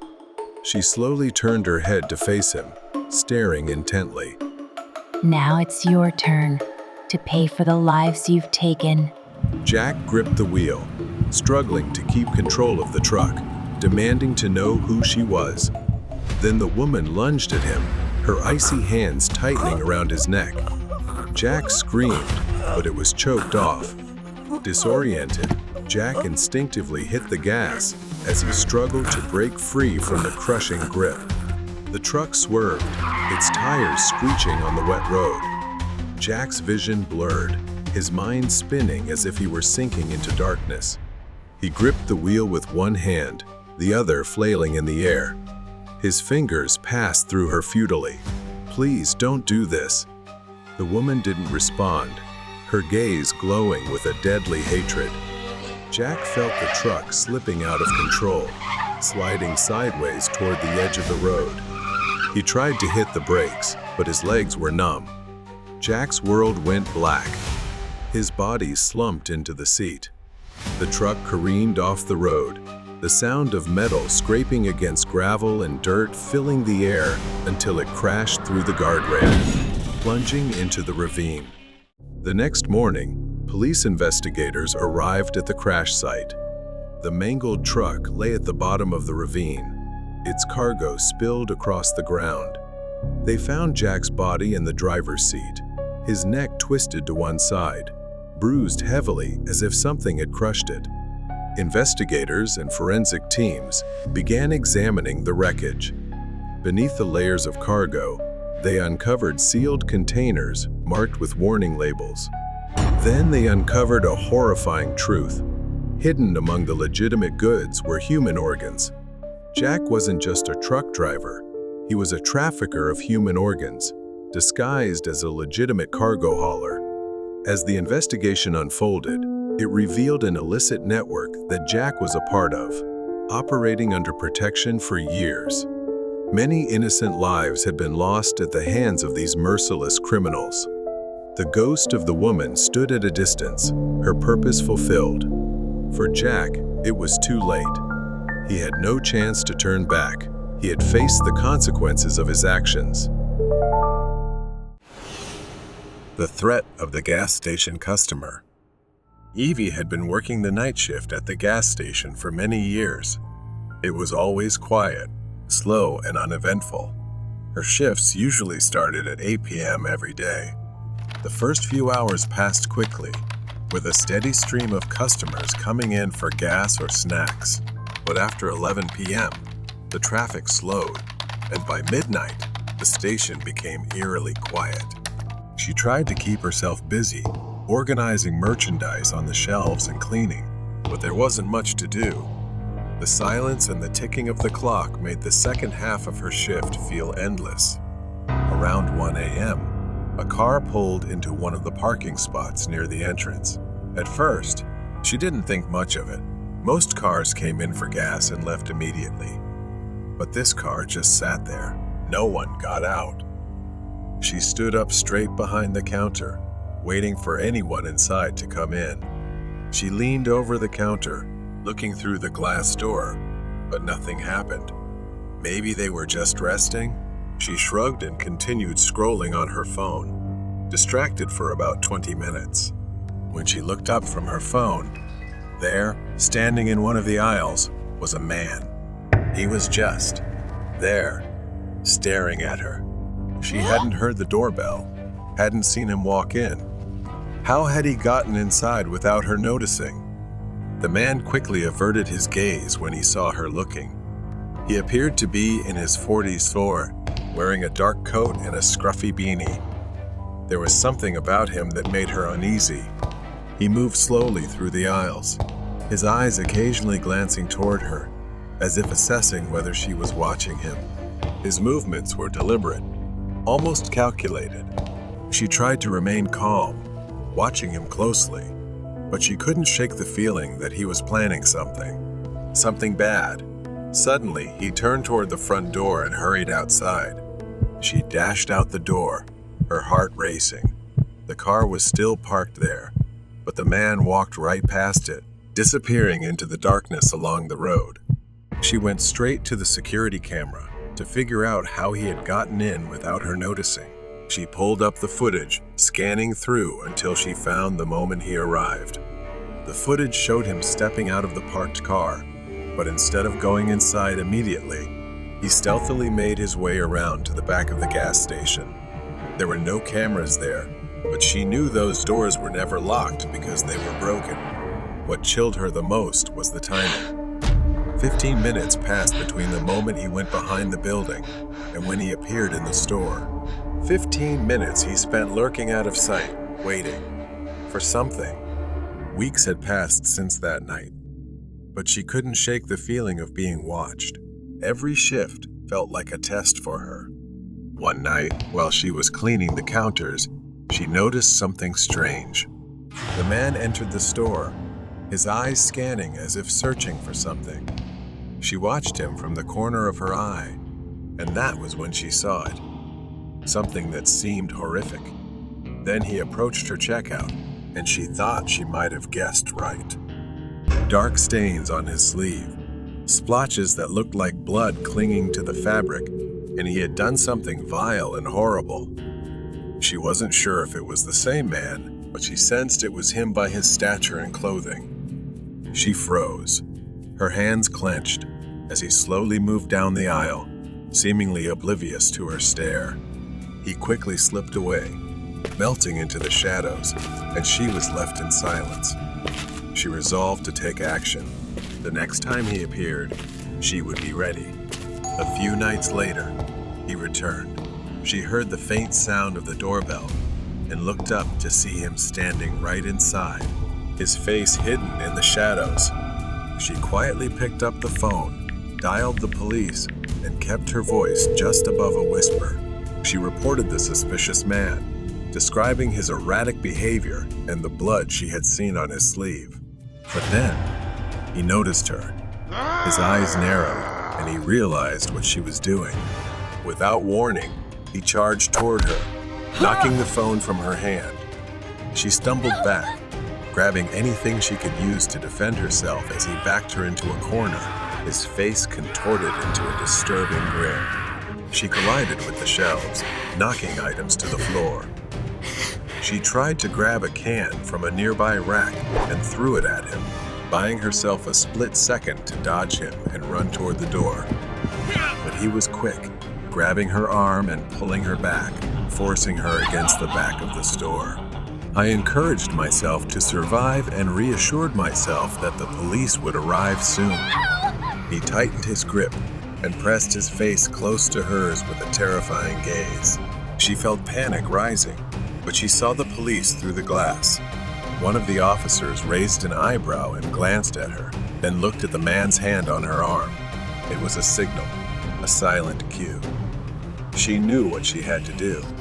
Gathering all her courage, she turned slightly, catching the man off guard, and bit his hand.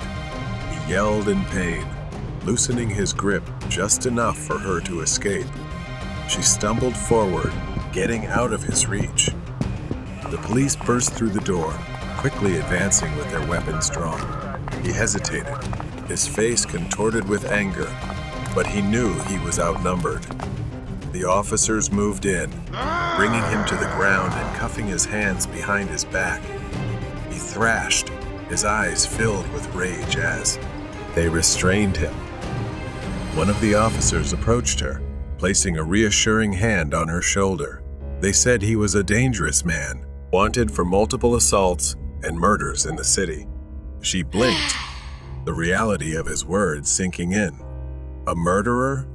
The thought sent chills down her spine, and she felt the weight of the encounter heavier than ever. She nodded, grateful that he had finally been apprehended. The man hadn't just been lurking around the police station. He had been hiding, waiting, blending into the shadows, ready to strike. The police finished their reports, and she was left alone in the quiet gas station. The shelves were disarrayed, items scattered after their struggle. The man was gone, but she couldn't shake off the horror of it all. The scars he left would remain with her, a reminder of the darkness lurking just beyond the light. Late shift and creepy encounter. It is now 9:30 p.m., and I am still here, stuck in the dim light of the computer screen, the only source of light in a dark, empty office. I glance at the clock, sighing in frustration. I have worked here as a software engineer for 2 years, and nights like these have become all too familiar. I hope to leave soon, but I am still waiting for one last file. I push back from my desk, rubbing my tired eyes. The building is silent, too silent. I stand up, deciding to grab a cup of coffee from the cafeteria to stay awake. As I walk through the open office space, I enjoy the quiet, a calm after the daily chaos of the workday. The sound of the coffee maker buzzing is a small comfort as I pour myself a cup. An idea sparks in my mind, and with a mischievous smile, I head to the security room. After working long hours, I have a master key card that opens every door in the building. I swipe the card and step inside, greeted by a wall of screens, each showing a different part of the building. I sit down, curious, and start scrolling through the camera feeds. It's strange to see the empty squares, the vacant hallways making the passage of time more intriguing. Then, something unusual catches my eye. The elevator doors on the ground floor open, and a woman in a green dress steps out. I have never seen her before, and I am sure she doesn't work here. I track them on the camera, watching as they hold hands walking down the hallway. I lean back in my chair, stunned. Mr. Newman, my boss who left early for a celebration. has returned here in the middle of the night with another woman. I switch to other camera feeds, waiting for them to leave, and I return to his office feed feeling something is off about their expressions. I have a bad feeling. The door opens, and the woman rushes out, clearly upset. Mr. Newman follows, trying to reassure her. After a tense exchange, they head towards the cafeteria. I quickly switch to the cafeteria camera, and sure enough, they enter, sitting at a table. Mr. Newman stands up and sneaks into the kitchen area, leaving her alone. I switch to the kitchen feed, and what I see chills my blood.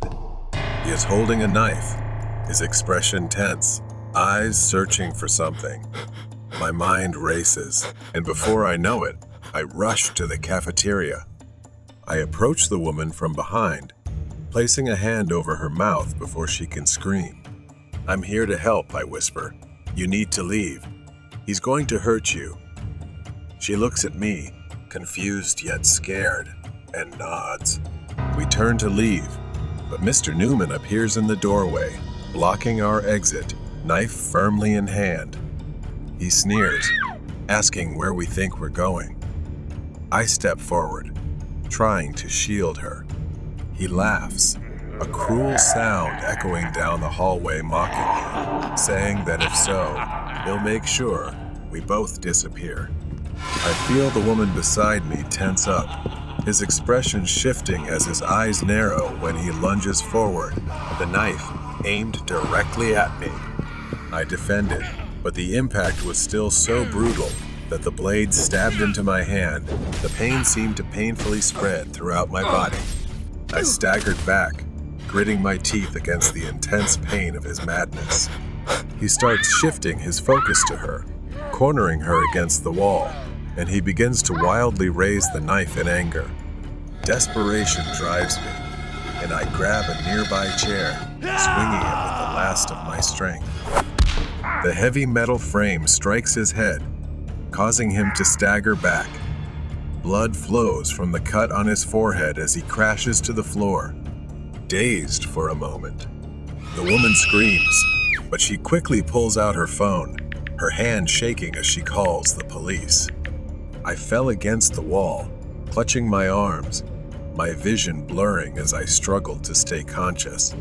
He hisses, wiping blood from his face, saying that what I've caused will have consequences because I've ruined all his plans. He tries to stand up, but he staggers, his breathing becoming rapid and angry. The woman steps back, her voice trembling as she speaks into the phone, reporting our location. She stares down at him, a mix of fear and anger on her face. He looks up, eyes wild, and lunges toward her, but I try to grab his ankle, pulling him down. I strain to pull painfully. I shout, my voice hoarse, "Enough! It's over. You won't get away with this." The sound of approaching sirens fills the air, their wails piercing the silence. The police are on their way. Newman's face pales as he realizes time is running out. He kicks my hand in a desperate attempt to escape. The police burst into the building, their flashlights cutting through the darkness. They find us in the hallway, and within moments, Newman is handcuffed, his expression one of utter defeat as they lead him away. I was loaded onto a stretcher. The paramedics stabilized my arms while the woman stood next to me, her face a mixture of relief and remorse. The next morning, I sit in a room at the police station, an officer seated across the table, looking at me seriously.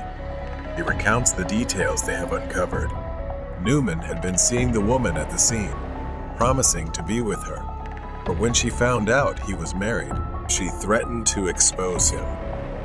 Panicked and desperate to protect himself, he planned to eliminate her, believing no one would be there to witness his crime. He brought her to the office, hoping to use the quiet space to his advantage.